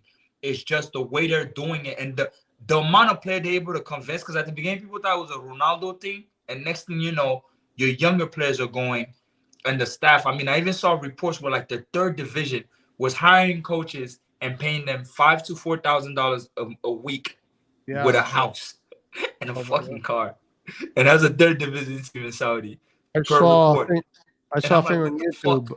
Just a 2nd division player gets paid $3,000 to $4,000 a week. Yeah. Because what's going to happen now is your coaches. I'm surprised Conte hasn't said yes to that BS, right? Yeah, true. It's just a moment. What's his name already went? Watch Lampard. Some of these coaches are not getting work. They're going to go over there. They're going to be like, you know what? It's not that bad. And they're going to start taking all the rejects of Europe. And it starts with rejects. And then other people start infiltrating because let's not forget the lifestyle in the West, at least in the world. I mean, we're in the States here. You know how stuff got expensive, how it got crazy. Look at that whole Mbappe stuff. everybody was posting it, right? All the football players, and it's a meme, and people are laughing. It's just a matter of time when people really start taking these things serious, as we start seeing, and even the crumbs we used to get, we won't be able to get, let's say, a Modric. Let's say if Milan was in the mind to get a Modric to solidify the team, we're not even be able to get these guys now. We won't. And it can be a good or a bad thing for us, but it's just like, I'm just wondering, like, it just shifted this mercato, I swear to you. Oh, for sure. It definitely did. Shifted it so bad. With Savic, whatever his name is, yeah. People can't even renew. Some of the top teams couldn't even renew their own players. They struggle to renew their own player. Then now they're like, oh, I think I want to go over there. And by the way, Origi got an offer from a Saudi. Yeah, and then Rebic is gonna fucking refuse to get the 10 mil, bro. Catch this fucking 10 mil so we can get paid. I don't understand why our players are so morally elevated, man. Who? Our players are morally so elevated. They don't accept the when they have to be corrupt. Everyone the is ones that's supposed to be Saudi money, corrupted, not our players. That's insane, man. That's the time you needed a Rebic to accept the fucking 50 Yo, guys, mil I bid. feel like Chukwueze is at the level of Castillejo, man. I own it, man. Dude. I'm scared, man. I see another Castillejo. Have you seen his stats? Are exactly the same as Castillejo's. I'm scared, man. I'm fucking scared. Did you guys see this? The year we bought Castillejo, he finished La Liga with 6 goals and 5 assists. That's exactly the same stats that. Oh my God, he looks. He reminds me a lot of Casti. I'm worried here, man. Clint, the moment I will see Chukwueze play for Milan and be a good player, I will be so relieved, man. It's like somebody telling me it's benign. No, that's how I'm gonna feel. I think he's going to have some games where he's going to look great, and then he's going to be other games dormant. That's what his season in Villarreal was. Like, he had some crazy moments where he did some amazing things. That goal against Madrid, bro, that goal is fucking crazy, man. Yeah, he has moments where he does some really exceptional things, but it's not consistent, and it's not even as continuous as, let's say, Leao. Leao will have moments where he goes dormant, but Leao will end the season with 20 goals plus 20 goals assist contribution plus. Dude, this guy is like Casti, man. I have a feeling he's a better finisher, though. Bro, if you check Castillejo's highlights, he looks like a proper baller, dude. Still out here running like a fucking chicken. And by the way, one thing that I'm worried, every highlights with Chukwueze, there is a lot of space, a lot of counter attacks and things like that. Yeah. But he has a good finishing. It looks precise, clinic. But it's not consistent. And then we're gonna lose Chukwueze in the month of December for the AFCON. So if he starts performing, then you're like, oh fuck, this dude is gone. Anyway, we'll see. No, he's definitely more talented than Casti. He has more potential than Casti, but maybe it's the Villarreal shirt that scares me. Because who would you want? Like, even Danjuma, were you real sure? Danjuma, to me, I think he's a good player, but I don't know. Would you have been satisfied when you remember Danjuma? So the thing about Danjuma, it didn't work at Tottenham. He looked incredibly, an attractive prospect, a football player. But a lot of people didn't work. So Tottenham last season was a bad way to judge. He came at a time where, like, Conte wasn't really involved with the team. It was too much, a lot of BS, and he came during the winter mercato too. So it was too much, like, ups and downs with, like, Tottenham. I believe a lot on Roy's logic. If he is the player we think he is, Real Madrid and Barcelona would have got him already. Yeah, that's what I was going to say. That's exactly straight away. 1 year contract, 20 million is nothing for those two clubs. They would have got him or Atletico Madrid. And Barcelona just sold Dembele to PSG, so Yeah. we're going to go in the market. Is it for confirmed now? Because they wanted to close that deal. They didn't want that to happen. Oh, I don't know. I don't Yeah, know. they Anyway, didn't want that to happen. because 20 million, or let's say Unai Emery, Aston Villa will put 35 million and get him if he's the player we think it is. Yeah, but maybe because I don't know. I know what they say. Barcelona was on reindeers. They're supposed to get him, and he decided Milan, according to him. Yeah. So that He should. chose Milan. Mm-hmm. Yeah, because they got Gundogan. They got another. Yeah, I mean maybe Reindeers is looking. Well, they got who do they have? De Jong, Gundogan, Pedri. They got all these fucking ballers. Obviously, he has to fight. And they don't know. They don't know what Kessie is gonna do. So everything's low down. The Guess he Rangers. shot himself in the foot, boy. His agent, Oh, this guy. by the Because way, Kessie might join Juve. I feel like, to be honest, Is he going? for me is this. It's like Barcelona right now, they don't have integrity. They don't have integrity in terms of like what they promise certain players that are coming, because you see what the De Jong, you see with these guys, they force them out. They soon. It's kind of like Barcelona is kind of like the girlfriend that does it. She thinks you're cute, but she don't really want to be with you for real. She wants that guy, and the moment that guy comes knocking, she just try to like leave you and just go over there. But that doesn't work out, and she'll come back. She keeps you around just for validation purposes. And I feel like that's how Kessie got played. I never really thought like he would have been instrumental in that midfield. They said it's a profile they like. So having him around part of that depth is cool. But he's thinking I'm gonna come in there, get some type of legendary status like at Milan, and then reality, they're playing those Spaniards, you're not getting no fucking game time, and they want you the fuck out of the club. Whatever bad. They're not even taking you on the fucking preseason tour. It's not his style. He's got nothing to do with that style. By the way, these Chukwueze highlights, a lot of them are with Villarreal B, so in 3rd division in Spain or 2nd division in Spain. The highlights, please, the highlights. Lord Krunic, there's no Maldini agenda. There is no Maldini agenda. Trust me. Yeah, I'm super pissed off that Maldini was fired. It's fucking stupid that he got fired. But if these guys were bringing in signings that I thought were really good, I would say it. I'd say, yeah, these guys are cooking hard. But it's not got nothing to do with Maldini, nothing to do with Jerry, nothing to do with anything. Roy. What? Where is Lord Krunic? Listen, Lord Krunic. Actually, I love all this signing. It is amazing. We are going to win the league. And from this channel right now, you will hear just that, like every other AC Milan channel. Furlani is cooking. Jerry is an idol. This Milan is going to places. Is it fine? Can you just like that button, please? Can you hit that button and like the video? And you will hear just that for 3 hours. How amazing Pulisic and Chukwueze, Reinders, Ruben, Musa, and all these guys are. I think let me talk the way all the Milan universe is talking right now. So Leao will have around 15 goals next season.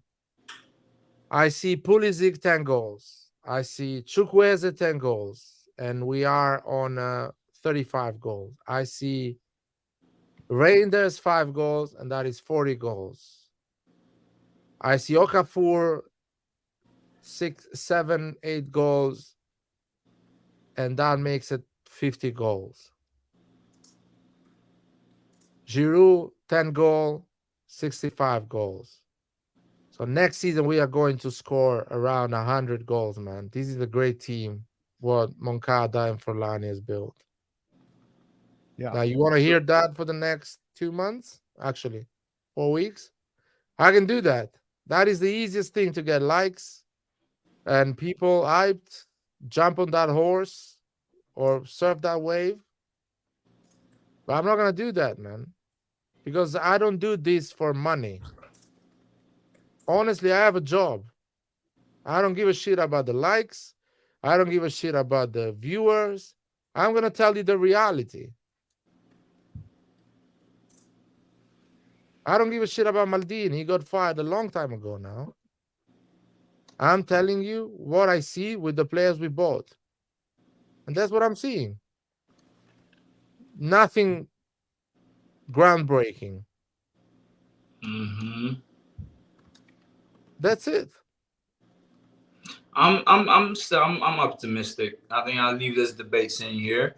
I'm optimistic. On paper, I'm optimistic. To have a fully judgment from me, I'll say like the first 5 games of the league. I'm still seeing like flaws. Those 2 friendlies, I'm still seeing stuff that I don't like and stuff from last year that's carrying over. That's to me they're really alarming. Dead ball situations. Still, these things need to be fucking corrected. And I don't know what Pioli needs to do. He needs to really correct that. These guys, Tomori shouldn't still be uncomfortable on those air balls or any of that, right? You should still know what the fuck to do now. It's going on your 3rd season. That the whole number 9 situation, you see that through ball of Rangers to Giroud cannot run. That's already giving you the first signs of what you should expect if Giroud's going to have our front line, because I don't think that's going to be the first and last ball coming through him. You can't hold the ball, so we're not going to. They really need to get that in that situation. If I got to look at the bad aspects, that's what I'm looking at. But the overall, I think with these players that came, I think there's a more upside, especially with the price, than a downside. Because I don't know. That's how I read the want to look at that. I wanna say something. The season before, the first 10 games, I think we won 8 and draw 2.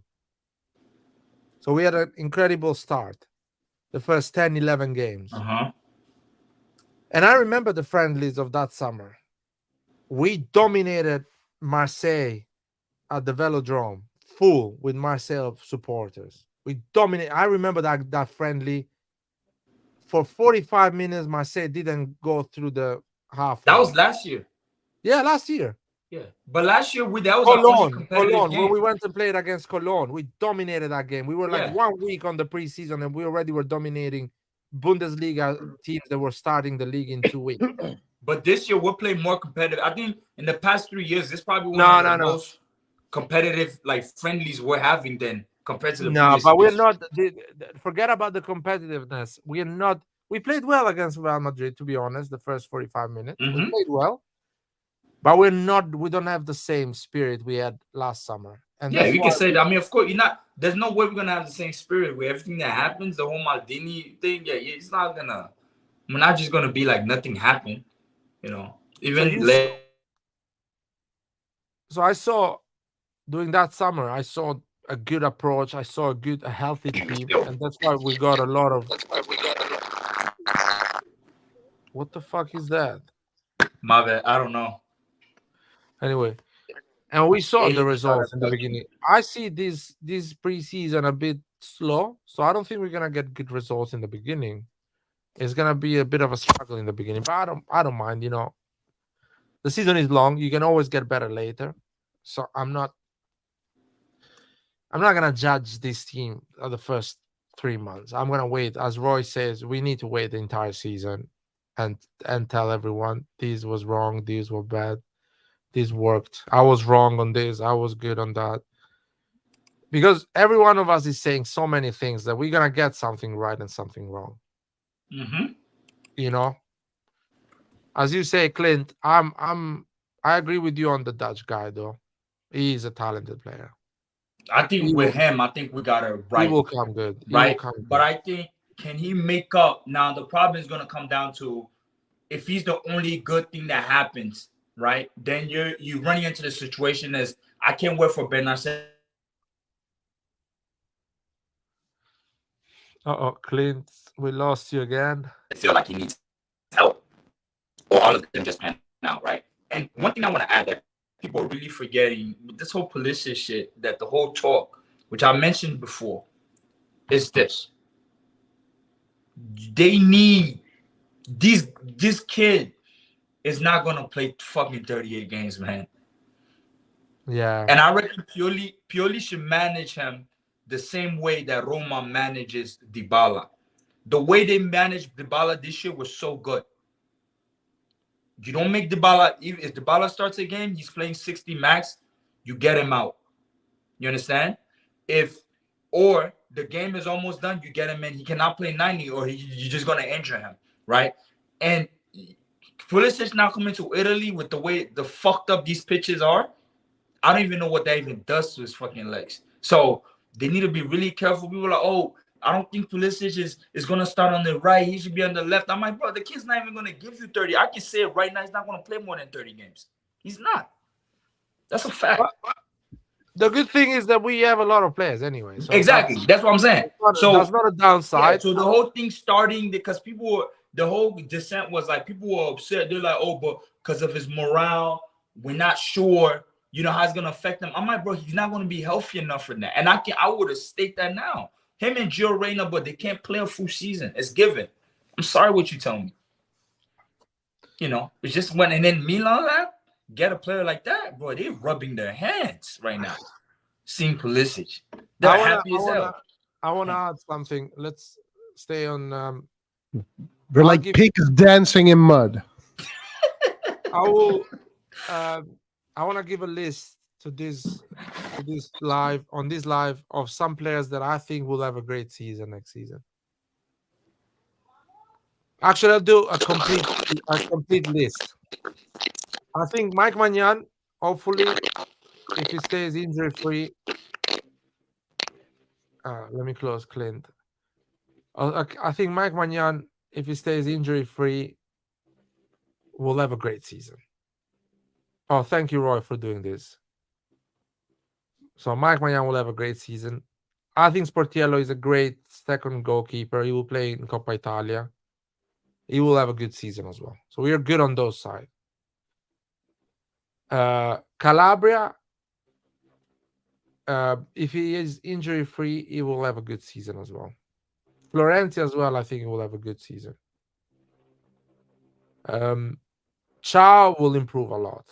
I think he will have a great season. It will be a great addition. I think Kier as well will have a great season. Because last season was really difficult for him. He was coming from an injury.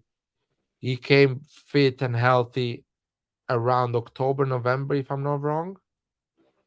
And so he was a good comeback, I would say.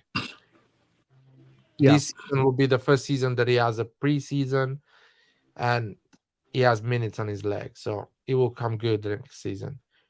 Theo Hernandez, he needs to change his game, in my opinion. And his hairstyle. I don't care about it. Yeah, I mean, he needs to change his game. He needs to be.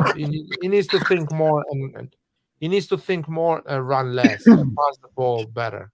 He fucking Theo got too much fucking head during the holiday. Yeah, so he's not thinking straight. He got triple headed. Oh Jesus Christ, guys! I'm talking. You didn't see the picture, like. Yeah, I've seen the picture, and it was not a header.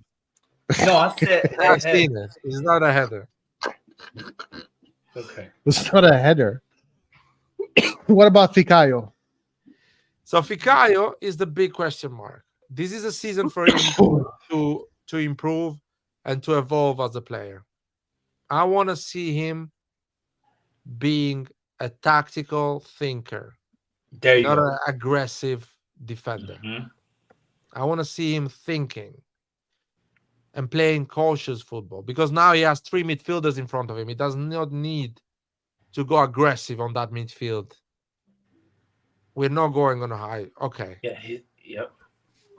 Another thing, I think Benacer will come back strong from the injury. So it will be a great addition, like Maldini used to say, a new signing in January. But he's not even going to come January though. He's going to come in January. March, probably. Because if he's healthy enough, like his team is going to try to get him, depending if Milan even consents to that, right? And I think Benacer is not the one to let go of that invitation. I think he's going to want to participate in African Cup of Nations. So Clint, he will come back from the injury in November. He will train, get match fitness, go to the African Cup, and end of January he will be match fit and ready to participate to the second half of the season. So But in did they January- qualify? If They a don't- team, if his team go deep, like you're not getting him until mid-February. Dude, Did they Tough qualify? contenders to win his it. team is not Really? gonna go deep. No, Look we at this thought guy. he's gonna go deep. He didn't go deep. And anyway, Wait, but did they qualify? Yeah, they did. Yeah, Algeria's qualified. Yeah. Okay. so I'm gonna be there actually in January, so we'll see. Nice. So I'm not thinking, oh, he's gonna go deep and thing like that. He came back mid-January, end of January last time. Can see as well. So it's not like so he's gonna be back. He's gonna be a great addition from January. I think Krunic will have a great season because the 3 midfield suits him a lot in his football. The breakout season for me will be for Pobega. I think Pobega will have an insane season. I don't know, Blight. Pobega will have an amazing All that season. shit you've been saying, you said Pobega's gonna have an amazing season? The giraffe? Pobega, Oh the my giraffe? God, Blight. Pobega will have an fuck's insane sake. season. Listen to me. Pobega will be an incredible midfielder for us. Oh my days. Oh my Best- days, like Pobega has the fuck's best sake. shot in our midfield. Holy bro. I think Reindeers has a better shot. No, Oh, Pobega has a better shot. objectively speaking, but Pobega has Pobega's a also better good. shot than anyone. I in think Pobega is the best one at doing incursions. He's going to score a lot of goals with his incursions because his Dude. incursions are top class. Pobega has an insane shot. You will see this season. You will see it. You will see that. Hopefully injury free and things like that. He has a better shot than anyone in this midfield here. I've seen it. I think he's going to have a good season too. This season for sure because the other midfielders are. If he doesn't, I'm coming back to this comment, bro. And like I'm gonna be on you all year. Yeah, that's fine. That's fine. Please remember cool. what is episode 4 of the Let's Talk Milan. Yeah. Luca Romero will bench everyone on the right wing. I think Damn. that's no Luca Romero. Actually, I think this kid is something. He I'm will being bench serious. him and Salamakers will bench if Salamakers stays, because I've heard rumor that he can leave. But let's say if Salamakers stays, Salamakers and Romero will bench everyone on that right. What wing. about Chukwueze and Pulisic? You think he's going to bench Chukwueze or slowly, Pulisic? slowly they will become like they will. Yeah, he will bench Chukwueze in my opinion. Wow. Okay. I think Luca Romero will bench Luca Romero and Salamakers will be our right wing. They will play more. All right. So you've spoken about Pobega, Benacer, Krunic, Romero, but what about Ali, Loftus-Cheek? No, I don't know. I don't know about them. It's a question mark for me. So Gotcha, I'm telling you my certainty. That's fair. That's fair. About Salamakers. Yeah, Salamakers, I think he will have a good season. Because I think Salamakers, there is something about Salamakers, Roy, that if he stays, I love Salamakers. if he stays this summer, is his last chance. He has to become that player, or he will get sold the summer after. Like, there's no more playing around. He has to grow up now. There's no more dying. There's no more dying hair around. No more. Sil- He has to silver start hair. scoring Silver and bring the numbers. So he will improve. I think Colombo will go on loan and he will have a great season, and we can sell him to Manchester United for 90 million after he scores 9 goals. 90. If you can pull that heist. He got of 6 Man goals United, this season. If he gets 9, we can It's sell it to true. Man United for Yeah, 90 million. I guess. we should Yeah. go into the books. Holy. Anyway, the Kettler is a lost cause. I Sell him think- to Atalanta so we get so you- Scalvini. That's a good trade. Oh, that'd be a nice trade. Yeah, but so they're you not guys, stupid, Clint. They're you've- not stupid. you've completely given up on CDK. And we stupid? What you mean? No, they are not. Atalanta is not stupid, man. He's not gonna give you Scalvini, the next defender of the Italian national team for CDK. The next, no one. It's for the same Oh. price? Shit. Nah. So If you are get you you're completely CDK out, huh? CDK Yeah, out. CDK. Listen, CDK out and use that money. Damn, like you changed your tune fast. You were like, Dude, I'll give CDK my 5 tune years. has been the same. My tune has been the same. No. You said you and me, we're both on the same team. You're like, yeah, I'll give CDK even 5 years. I'm not too worried right now. Oh yeah, That was but- literally last season. Now you're like CDK Dude, out. dude. Oh, no. man. I'll give him You said you 5 give him years. 5 years. You even Dude, said I'll it. give I him remember. 5 years. I'm telling you what's gonna happen though. He can stay 5 years at Milan and do nothing. Oh man. He's Poor done. CDK. The last person that had your back, which was live, just fucking flipped on you, bro. Dude, there's no personality there. I'm not gonna build personalities. No one builds personalities.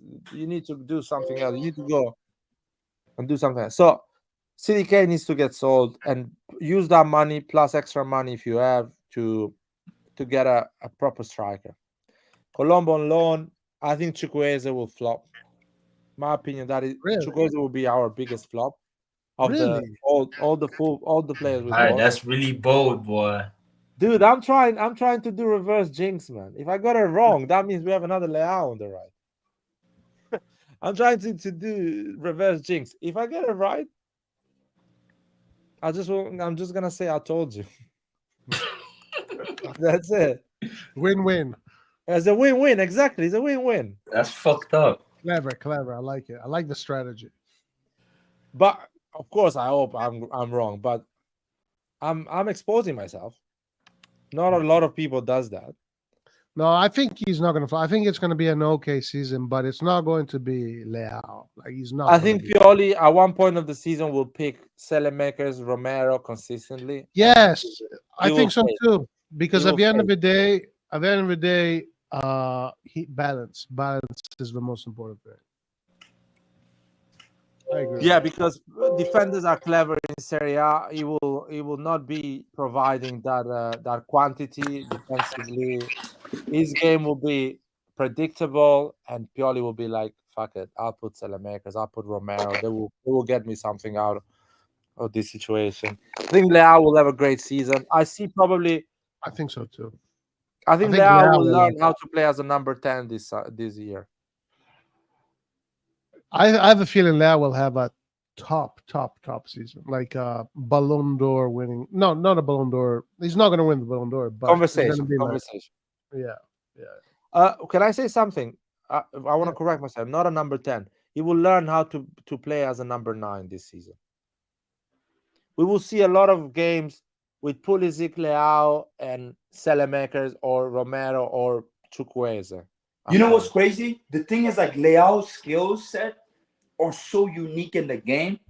Like, it's not funny, man. Like, you look at him, if he had that finishing, because he has the height and the physicality, you can't really take Leao off the ball unless he's like imbalanced on his own. Like, you're not bullying him, you're not pushing him around, and that's what different. That's even if Chukwueze comes, he puts him like he won't be able to do though. And positions Leao puts himself in, he won't be able to really do that for real. Because Leao in tight space as well. Leao sometimes he does need space, but with that physicality, he can go just past people without nothing. You know, his only flaw is the whole header piece, which he recognized on, being. But he's a really smart player. Like, you listen to his interviews, that kid, he wants to succeed. So I like that, right? I don't think he's caught up too much in the Pogba type mindset, and he hasn't really won much too. So when he tells you he wants to win the Ballon d'Or, I think he really means it.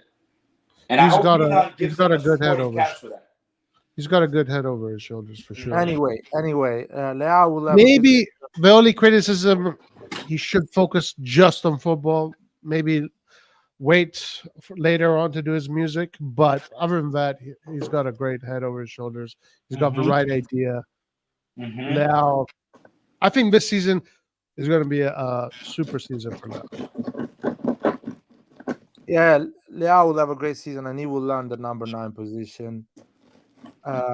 Looks like Messias is not gonna stay. I think Okafor will have a good season. Who? Okafor. Like, it will be.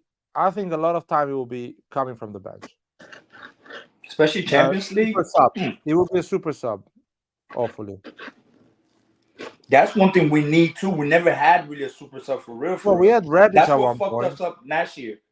Rebic was super sub at one point. That was more for like we won the Scudetto, yes. Yeah, but last year we won the had Scudetto. shit. Giroud will have his 10 goals. Yeah, he's gonna have his usual season. But he's getting older by the day, bro. Like, fuck's sake. Yeah, but he's at this point of his career, he gets worse, but like just a little bit worse. He's already bad. What So about his pace is inexistent. His only game is in the box and using his body to pivot, and that is not gonna get worse after one season. That what is are you something cooking, gonna Clint? lose. Huh? Huh? What are you cooking, Clint? Oh, I'm sorry. Oh shit, y'all can hear me. Fuck. No, I'm What are trying you to cooking? meat, bro. I'm about to make fucking Yeah. eggplant soup, man. Ooh. Yeah, some African shit. I'm out here cutting that meat hard. My bad. I should have muted. No, Fuck. no. You're good. You're good. You're good. It's making me hungry. Noah Noah Okafor. is going. So Okafor will do his job. Lazic will score 9 goals for Spezia, and we will sell him to Manchester United for 90 million. Yeah. And Jerry will make 180 million next summer with Colombo and Lazic. Yeah. Um, That'd be amazing. I would actually How say y'all good feel job. about this If he Polish comes back- kid we just bought?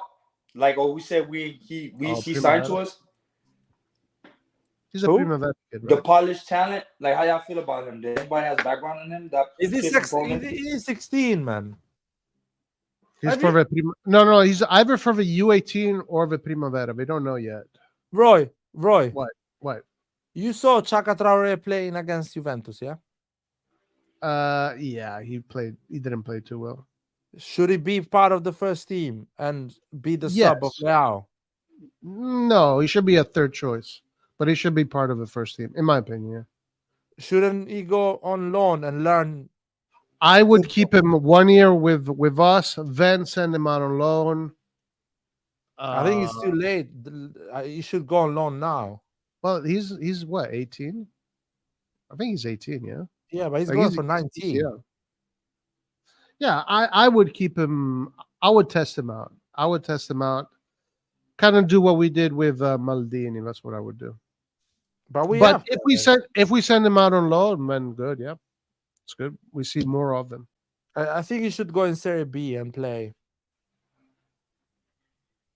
Yeah, well, he is in the first team. They did put him in the first team, so I'm not sure what their plan is. We'll see. Anyway, this is my sentence about the players. I think that all players we bought, Chukwueze will flop. Damn, Come on, one has to flop on the statistic wise. Yeah, one my has to opinion. My opinion is going to be Pulisic. Okay. What about you, Clint? Who do you think is gonna flop? Flop for me, the one that's going to be a disappointment is going to be Pulisic for me. I think everybody else will be fine. I think Pulisic, because he's not going to have a consistent play of games, and Serie A is going to be really rough, and he understands this is his last time to shine, right? I think there's a lot of hype, but me, if I had to pick, that's not my wish, but I think he's going to be the one to, kind of, because he's the one that has the most pressure out of all of them. None of these guys have pressure. Chukwueze, there's no pressure on him at all. Rangers, there's no pressure. There's no pressure for even RFC. There's no pressure. Pulisic has double pressure.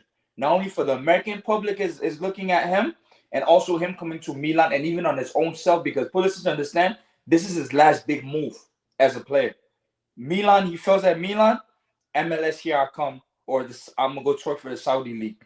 He won't be able to get to any bigger side, or he can go in France, right? And then you start playing Champions League with these other second-tier French teams that make it to the Champions League, like Lens and all that.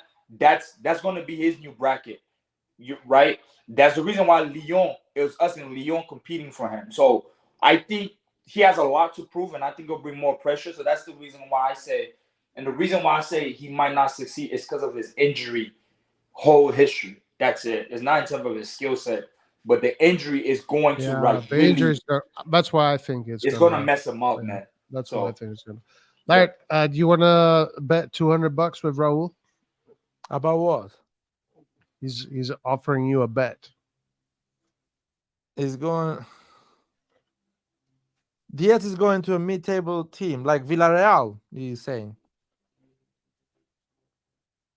because Yeah, I Chukwueze think- was on a mid-table team. I as think well. that's what he's saying. Yeah, and he wants to bet you $200. Are you going to bet him $200? What do you think? No, because Diaz in the last 4 years, actually, let me summarize it easily. Diaz in the last 5 years has played for Man City, Real Madrid, 3 years at Milan, and he will play another year at Real Madrid. So at one point, Raul in his life will be right because Diaz's career will finish and he will play in a mid-table team. And he will be telling me, "Oh, you see, Diaz end up on the mid-table team," but after years of him playing with Milan, Real Actually, Madrid, Man City, How do you think he will do this year? With I Real think he Madrid? will do well. I think Diaz is in Spain. He will do extremely well. I see a Here's the lot only of problem. Here's the only problem. For Diaz to do well and not get the heat and have less pressure, it means this year Madrid as a collective needs to perform. So when he comes in and all that, it's not highlight because the moment Madrid starts really struggling, right? And you know Madrid fans are really demanding any fucking body that comes on that pitch. Yeah, but but require a lot, and Clint, I don't know Clint, what that does to That's his head. true. The Clint, pressure is can I so tell you crazy. something? Can I tell you something? Mhm. The Madrid fans are not bitch made like AC Milan fans. The Madrid fan will shit on. Damn. They're not, but listen, but No. I watch need to this, though, finish like, here. I need to finish they're- here. They're not The Madrid forgiving. fan will shit on Bellingham. They will shit on the big signings, like they did on Hazard, on the big money sign. They will shit on them. They're not gonna shit on the makers, on the small signing, or the small players they have in the squad. They will shit on the big names because they are not going to deliver. That's why Real Madrid is not gonna.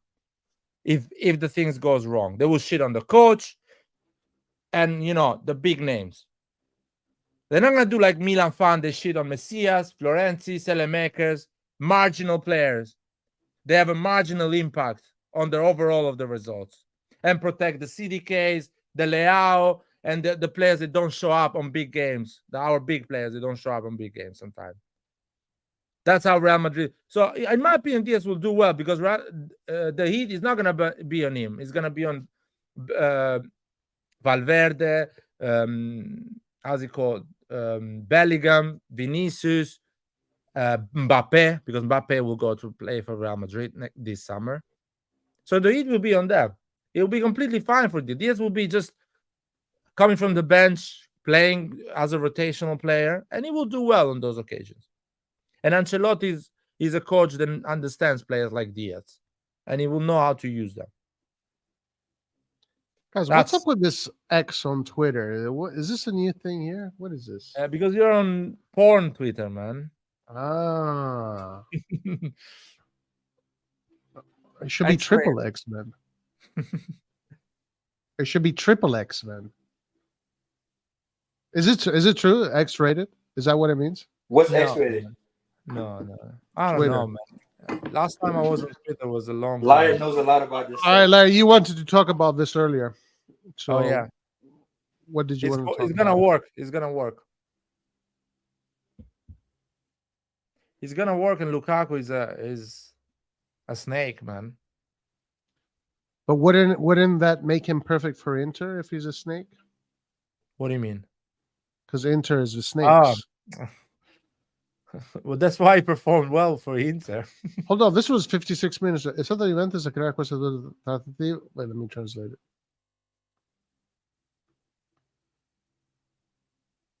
It was Juventus that created this deal. The Chelsea until now hadn't asked for Vlahovic, but they would like to take him to make a virtue of necessity since at the moment there's no one else. Vlahovic will really like the destination, and Juventus knows this willingness. The player has not asked for a transfer, but how do you, from Inter, how do you just all of a sudden go to Juventus after, the Inter fans have loved you so much? But I always said this, though. Since last year, I said Lukaku as an individual, mentally, he's a weak. When I mean he's weak, right? I'm not saying like, physically he's weak mentally, meaning like your morals are really, it takes that much. You're not a stand-up guy, right? And I think there's principles into things you do and how you operate. When Lautaro says you're not returning my phone calls and all that and you're dodging, it means you don't you don't stand on business, how we say in the United States, right? You're not standing on what you believe in. And I'm not saying you got to be an Inter loyalist, but just take accountability of your choices. Like, you're dodging like a child, right? Dude, When he's he said desperate. everybody's calling He's him, desperate. He tried probably to make a move to Real. Real rejected. Why do you think he's doing Bayern. this to Inter? Why is he doing this to Inter? Why do you guys no, think? because he knows about, he looks at also the Inter project and his salary too. He probably understood that he wanted something else. Like, he looks at it and he knows players have insight about certain things. There's a reason why he doesn't want to go there. Because if he went, but I don't even know why people are surprised. It's the same guy that came 2 years ago that said he'll never leave Inter and all of that stuff. And Chelsea comes around and he's like, oh, I got unfinished business there. It's the same guy that said years prior that he looked up to Drogba. He comes from that Chelsea academy. He always wanted to be a Chelsea player. And somebody that's wishy-washy, it's like, is this the player we wanted to sign, the Argentinian one? Sorry, Clint. Mm-hmm. Is he going to Nottingham No, Forest? it says Nottingham Forest offered. That's all it says. 10 mil. Nah, come on. We should offer the same amount or at least more and get it. I don't know. Does Billy Bean approve? That's the reality, man. Billy Bean. Billy Bonner. He's not American, so they're not gonna sign him. Marketing is not approving it. I'll give him an American passport. So Fuck we get yeah, him. man. Giving him an American passport. Somebody give an American passport to Mbappe, man, so we can sign him. Well, that's who we need to get, Mamma Mia. Mbappe. Imagine if we get Mbappe, boy. I think he'll come to me. I think somebody, he'll come to me. Can somebody say a lie to Jerry Cardinale and tell him that Mbappe is American? Hey, look, Calabria followed us. Right. Really? Shut up. Yeah. Look. For real? Look.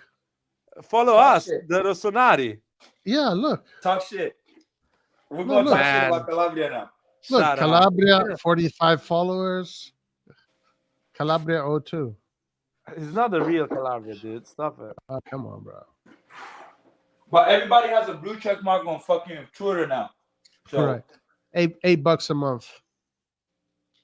Some people pay $8 a month to be fake personality. Not us. What about Cavani, guys? What's going on? Oh, Cavani joined Boca Juniors? Wow. Great move. I didn't know that. Cavani is one of the best strikers. You know what's funny? You know what's funny with these South American players? The moment their careers start tanking, then all of a sudden when they go to these South American clubs, it's like, oh, I always dream to play here. This is the whatever the fuck on my move.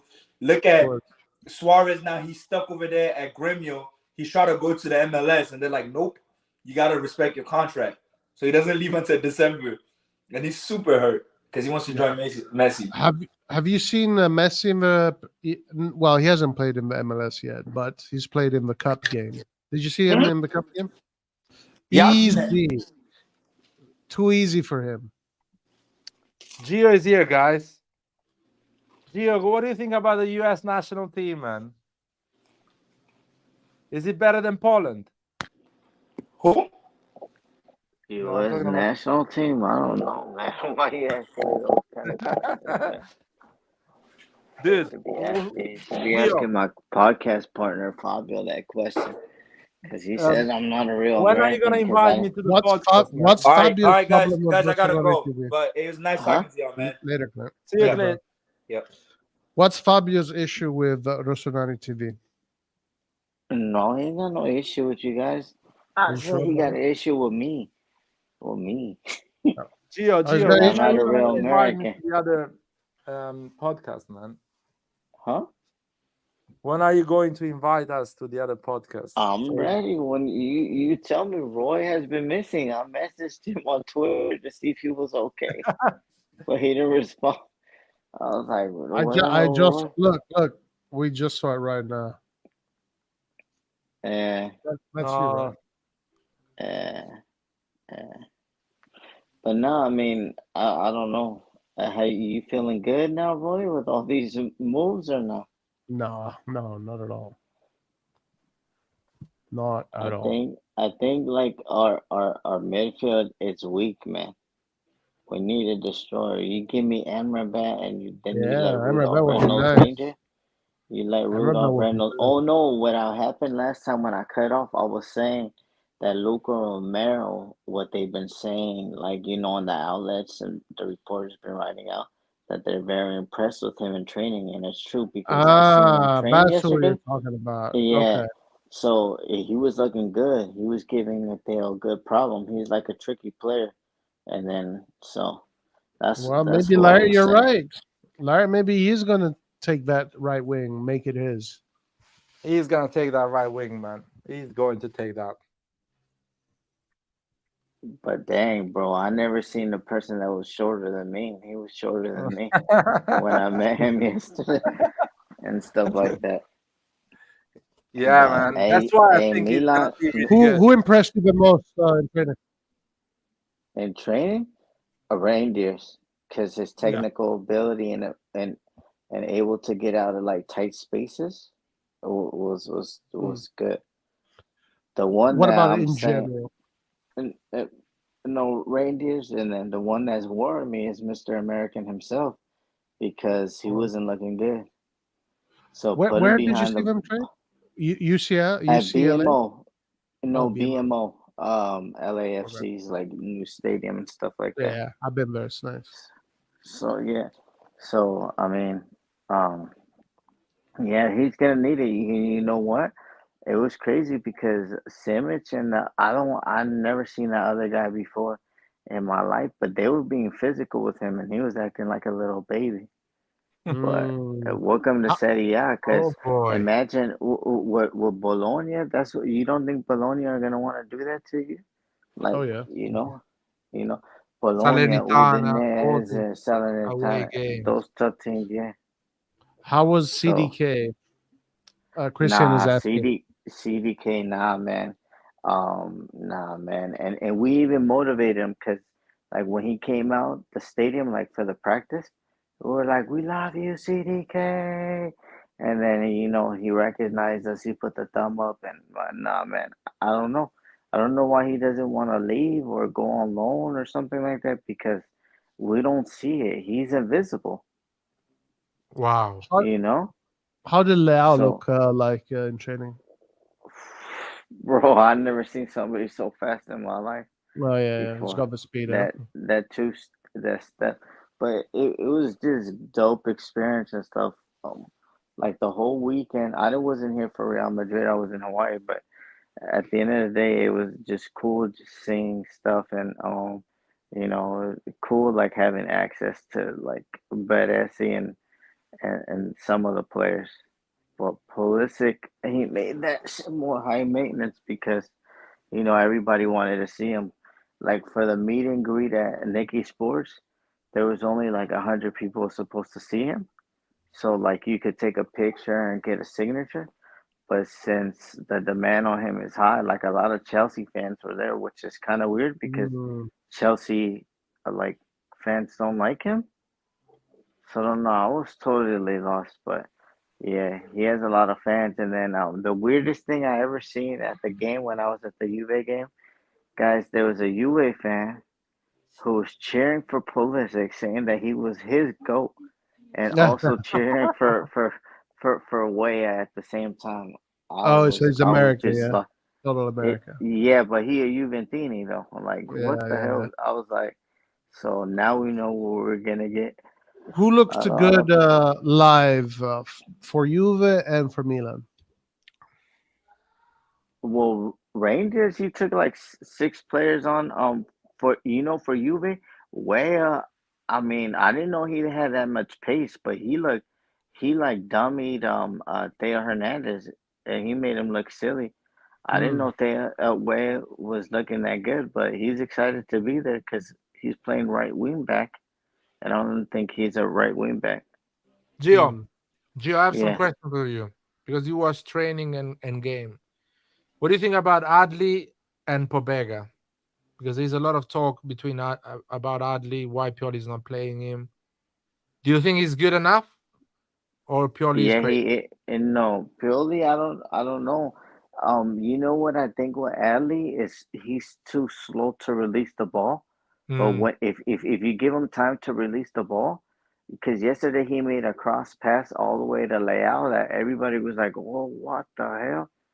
But you know, Pobega, I don't know. Like Pobega, we just need to have the quota versus him. To be honest with you, but it's a big season for Pobega too. Because to me, we can't lose value on him. If Torino say that they want to pay 15 to 20 million, sell him. To be honest with you, you Pobega. know, like yeah. No, Pobega should stay. Pobega is a key player for next season. You will see that. I hope so, man. But Ali, he's done. I don't think he'll ever wear a Milan shirt. If Frankfurt give us the 8 million euros, we'll basically, I think we're gonna be plus Valencia because you know he already played like a season with us, and we bought him for 8. So it'll be good for the Bucks. Yeah. I don't know. Yeah, it will be a good deal for us if we sell him at the same price we bought him, basically. Yeah, man. Probably we But will no, sell him. I mean, just the only problem I have, and I've been saying it wherever I go, is we're not signing any Italians, and that's not something I'm cool with. I don't like it.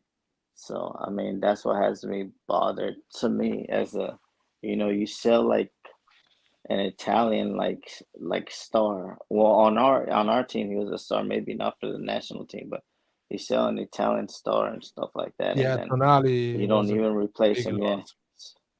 Yeah, man. So, and then just the stories I've been hearing about him, he was in New York City, Times Square signing like autographs for the Newcastle fans. Like he was just in Times Square chilling like and without security, which is pretty cool. But that's how he's always been. He's just like a guy, relaxed, chill and mellow and all that stuff. And like I said on my podcast last time, I was just tired of people slandering him for no reason, that he left for money and all this stuff and all this stuff. But to me, the only problem is no Italians. But I mean, at the end of the day, we want Ricci now. Torino wants 40 million for him, so that's kind of crazy. I think the only Italians will. Oh, you know who else look good? I'm sorry, the guy I like is Zeroli. Zeroli look very good, and he's tall. And Lupo Nava is taller than all Sportiello and Mirante, and he looks like a unit. He's built too. You can see that he lifts weight. So, but other than that, I mean, um, Simic, you know what? All our Primavera players, I don't know if they're like on a weight program, but all of them look either like cut up or like buff. Like Colombo looks like a unit, like he's He's not a stocky, like Primavera player though anymore. no, yeah. But I mean, that's what they're trying to cast. But like most of those guys, like Simic too. Like we couldn't distinguish who was Simic or Colombo because they basically look the same and their body type is the same. How So was yeah, Colombo in training? Colombo good man. I just think just his finishing, that's it. But he does everything. He could press for you. You know, he could get the ball. He could hold up the play. It's just probably finishing because he had a chance to put it in the back of the net. That's the only bad thing about training yesterday. We did good. We had good passes. You know, we cut through the defense, but we didn't score. We didn't. No team scored a goal. So Mm, everybody was saying that, like, bro, all the only good thing is the defense is good. So, uh, gotcha. and whoever is in charge of Milan and the team is smart because taking them in a week in Sin City, I think everybody would have lost their mind. But they barely left today, Oh yeah. which is cool, yeah. Because you know, When is but the next game? When is the Barcelona game? tomorrow. Are you going to watch it or is it too far? No. Nah. I already had vacation and then just been running around with like following them this weekend and then the Juve game now. Some people are going from Milan Club SoCal to go see him and stuff, but you know the only problem that I have about these preseason games is that they need to do a better job in okay, like the left side or this or the right side or the is Juve and the other teams, just to create like a better like atmosphere. Because if you have like Juve's and Milan at the same, you're not gonna create like an atmosphere. So that's what I feel that if they're gonna advance this preseason and stuff like that, they should put like fans on one end and fans on the other. Like, oh, you have to buy this ticket on the Juve website or whatever. Because I was tired of that Juventini saying that Pulisic was a GOAT and Weah was a monster and all this Gio, crap. I have a question for you. I was asking to everyone before. If you think about the whole signing we're gonna do this summer, so even probably the future signing, who do you think is gonna flop? Give me a name that you're not convinced that probably will flop and have a bad season. Musa, because he's not ready. Musa, Okay. you know, I mean, to me, from what I've seen in training, I mean, Rangers looks good, you know. Loftus-Cheek, he just looks like a destroyer, but to me, Was I think Musa all the there? hype. No. He wasn't there, but everybody's been saying that he's still raw. And I Right. think what a lot of people don't understand, like Premier League fans and other leagues fans want to call us farmers. That's fine, but we're farming on tactics. And that's the difference between us and other leagues. They'll set you, they'll play you the first round of the season, and then when they see you for the second game, they already know how to line up against you. That's why we can't break down low blocks. 10 games. Like layout again, so. After 10 That's why I games, love every Serie A. Serie A coach will know everyone, how he plays and everything. It will be a mind game, a tactical game every time. Yeah. Yeah, man. So, but I'm excited that we're doing these signings quick. And the only thing I could give management their credit is, I guess they're paying what they want to pay. That's the only thing I can say. But I need to see them on the pitch. Like, that's what I've been saying. I need to see them on the pitch. First game versus Bologna. And I'm glad Serie A put us against Bologna, because Bologna, they're not no pushover. They're going to hit us. They're going to give us Charlie horses and stuff. And then we're going to really see if Reindeers is made to play in Serie A. And we're going to see if Loftus-Cheek. And then we're going to really see if Pulisic is ready to play against teams We in will Serie A. have another 4 friendly, if I'm not wrong. Barcelona, Monza, and another 2 in the middle. Really? Yeah, we will have some minor friendly during the week. Oh, okay. It's crazy how the Premier League is already starting this week. In a week time, Arsenal and City. Arsenal and City. And are they playing the Community Shield? Yeah, Community Shield. The Premier League starts in 2 weeks. Yeah, so it's just crazy. Well, a lot of their fans saying that the season's already for them. So, Arsenal fans, they're already, thinking they're gonna win Champions League. Larry, what do you think of Declan Rice? Since you live in England, and does he live up to the hype? Is he that good and stuff like that? Because when I've seen him in the Euros, they overpaid. They overpaid for him. He's a midfielder. He's not Modric. He's not Rijkaard. He's not Gattuso, Pirlo, Seedorf. He's a good midfielder, but they overpaid him. When I think of 120 million, I think you should buy the best midfielder in the planet. Yeah. And he's not. So the numbers are completely fucked up when we think about players and their prices.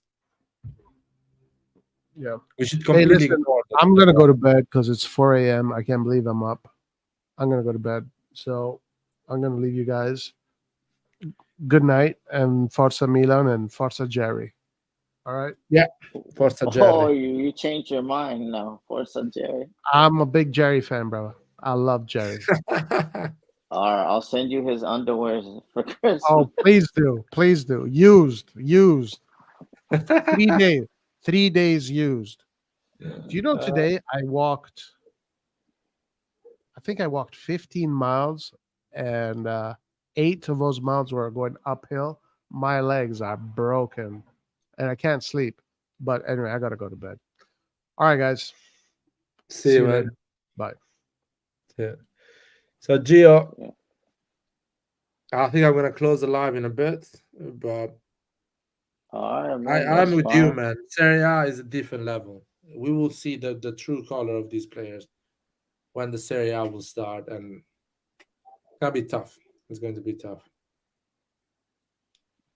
And I'll be honest, I You don't like ready? this preseason. They travel a lot. They play meaningless games.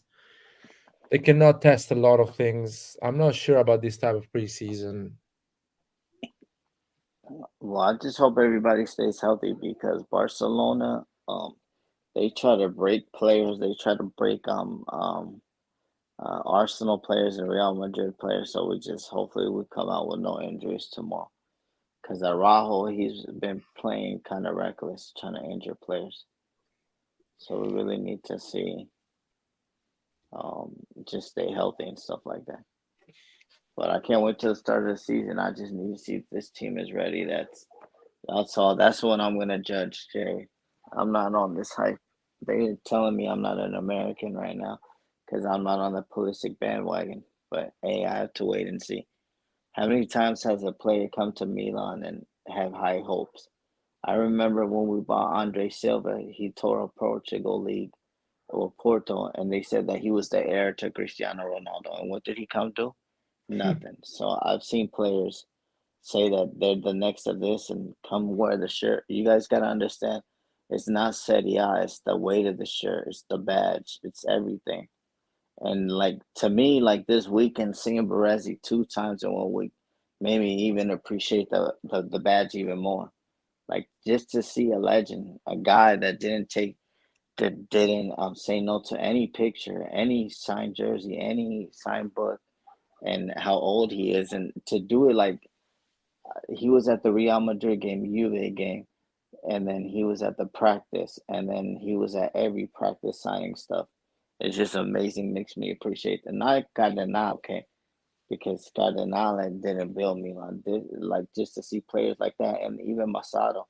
Masado looked exhausted, man, but just happy, like to I guess them to be brand ambassadors, but to make me see those two legends like that, like and then them not turning down a lot of photos and stuff like that, because there were some players that were rushed and stuff like that. They didn't want to take, and we understand, especially after practice. But for them two guys, it was cool. And then to see Chiellini, the Milan fan, in the stadium was also pretty cool.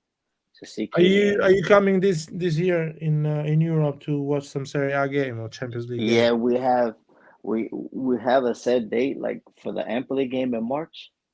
In March. Oh, okay. Yeah, me and Fabio. So I'll let you know Just there. just the Empoli game. Yeah, I think How long are you gonna stay in Europe? probably like a week. You didn't manage to get 2 tickets for 2 games.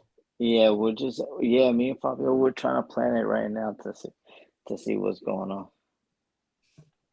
But yeah, Let me know if you need any ticket or anything like that. all right, then. Well, enjoy your sleep, all right, Lair. I Yeah, just man. had Have to a good come and night. speak my piece because my phone was like going crazy.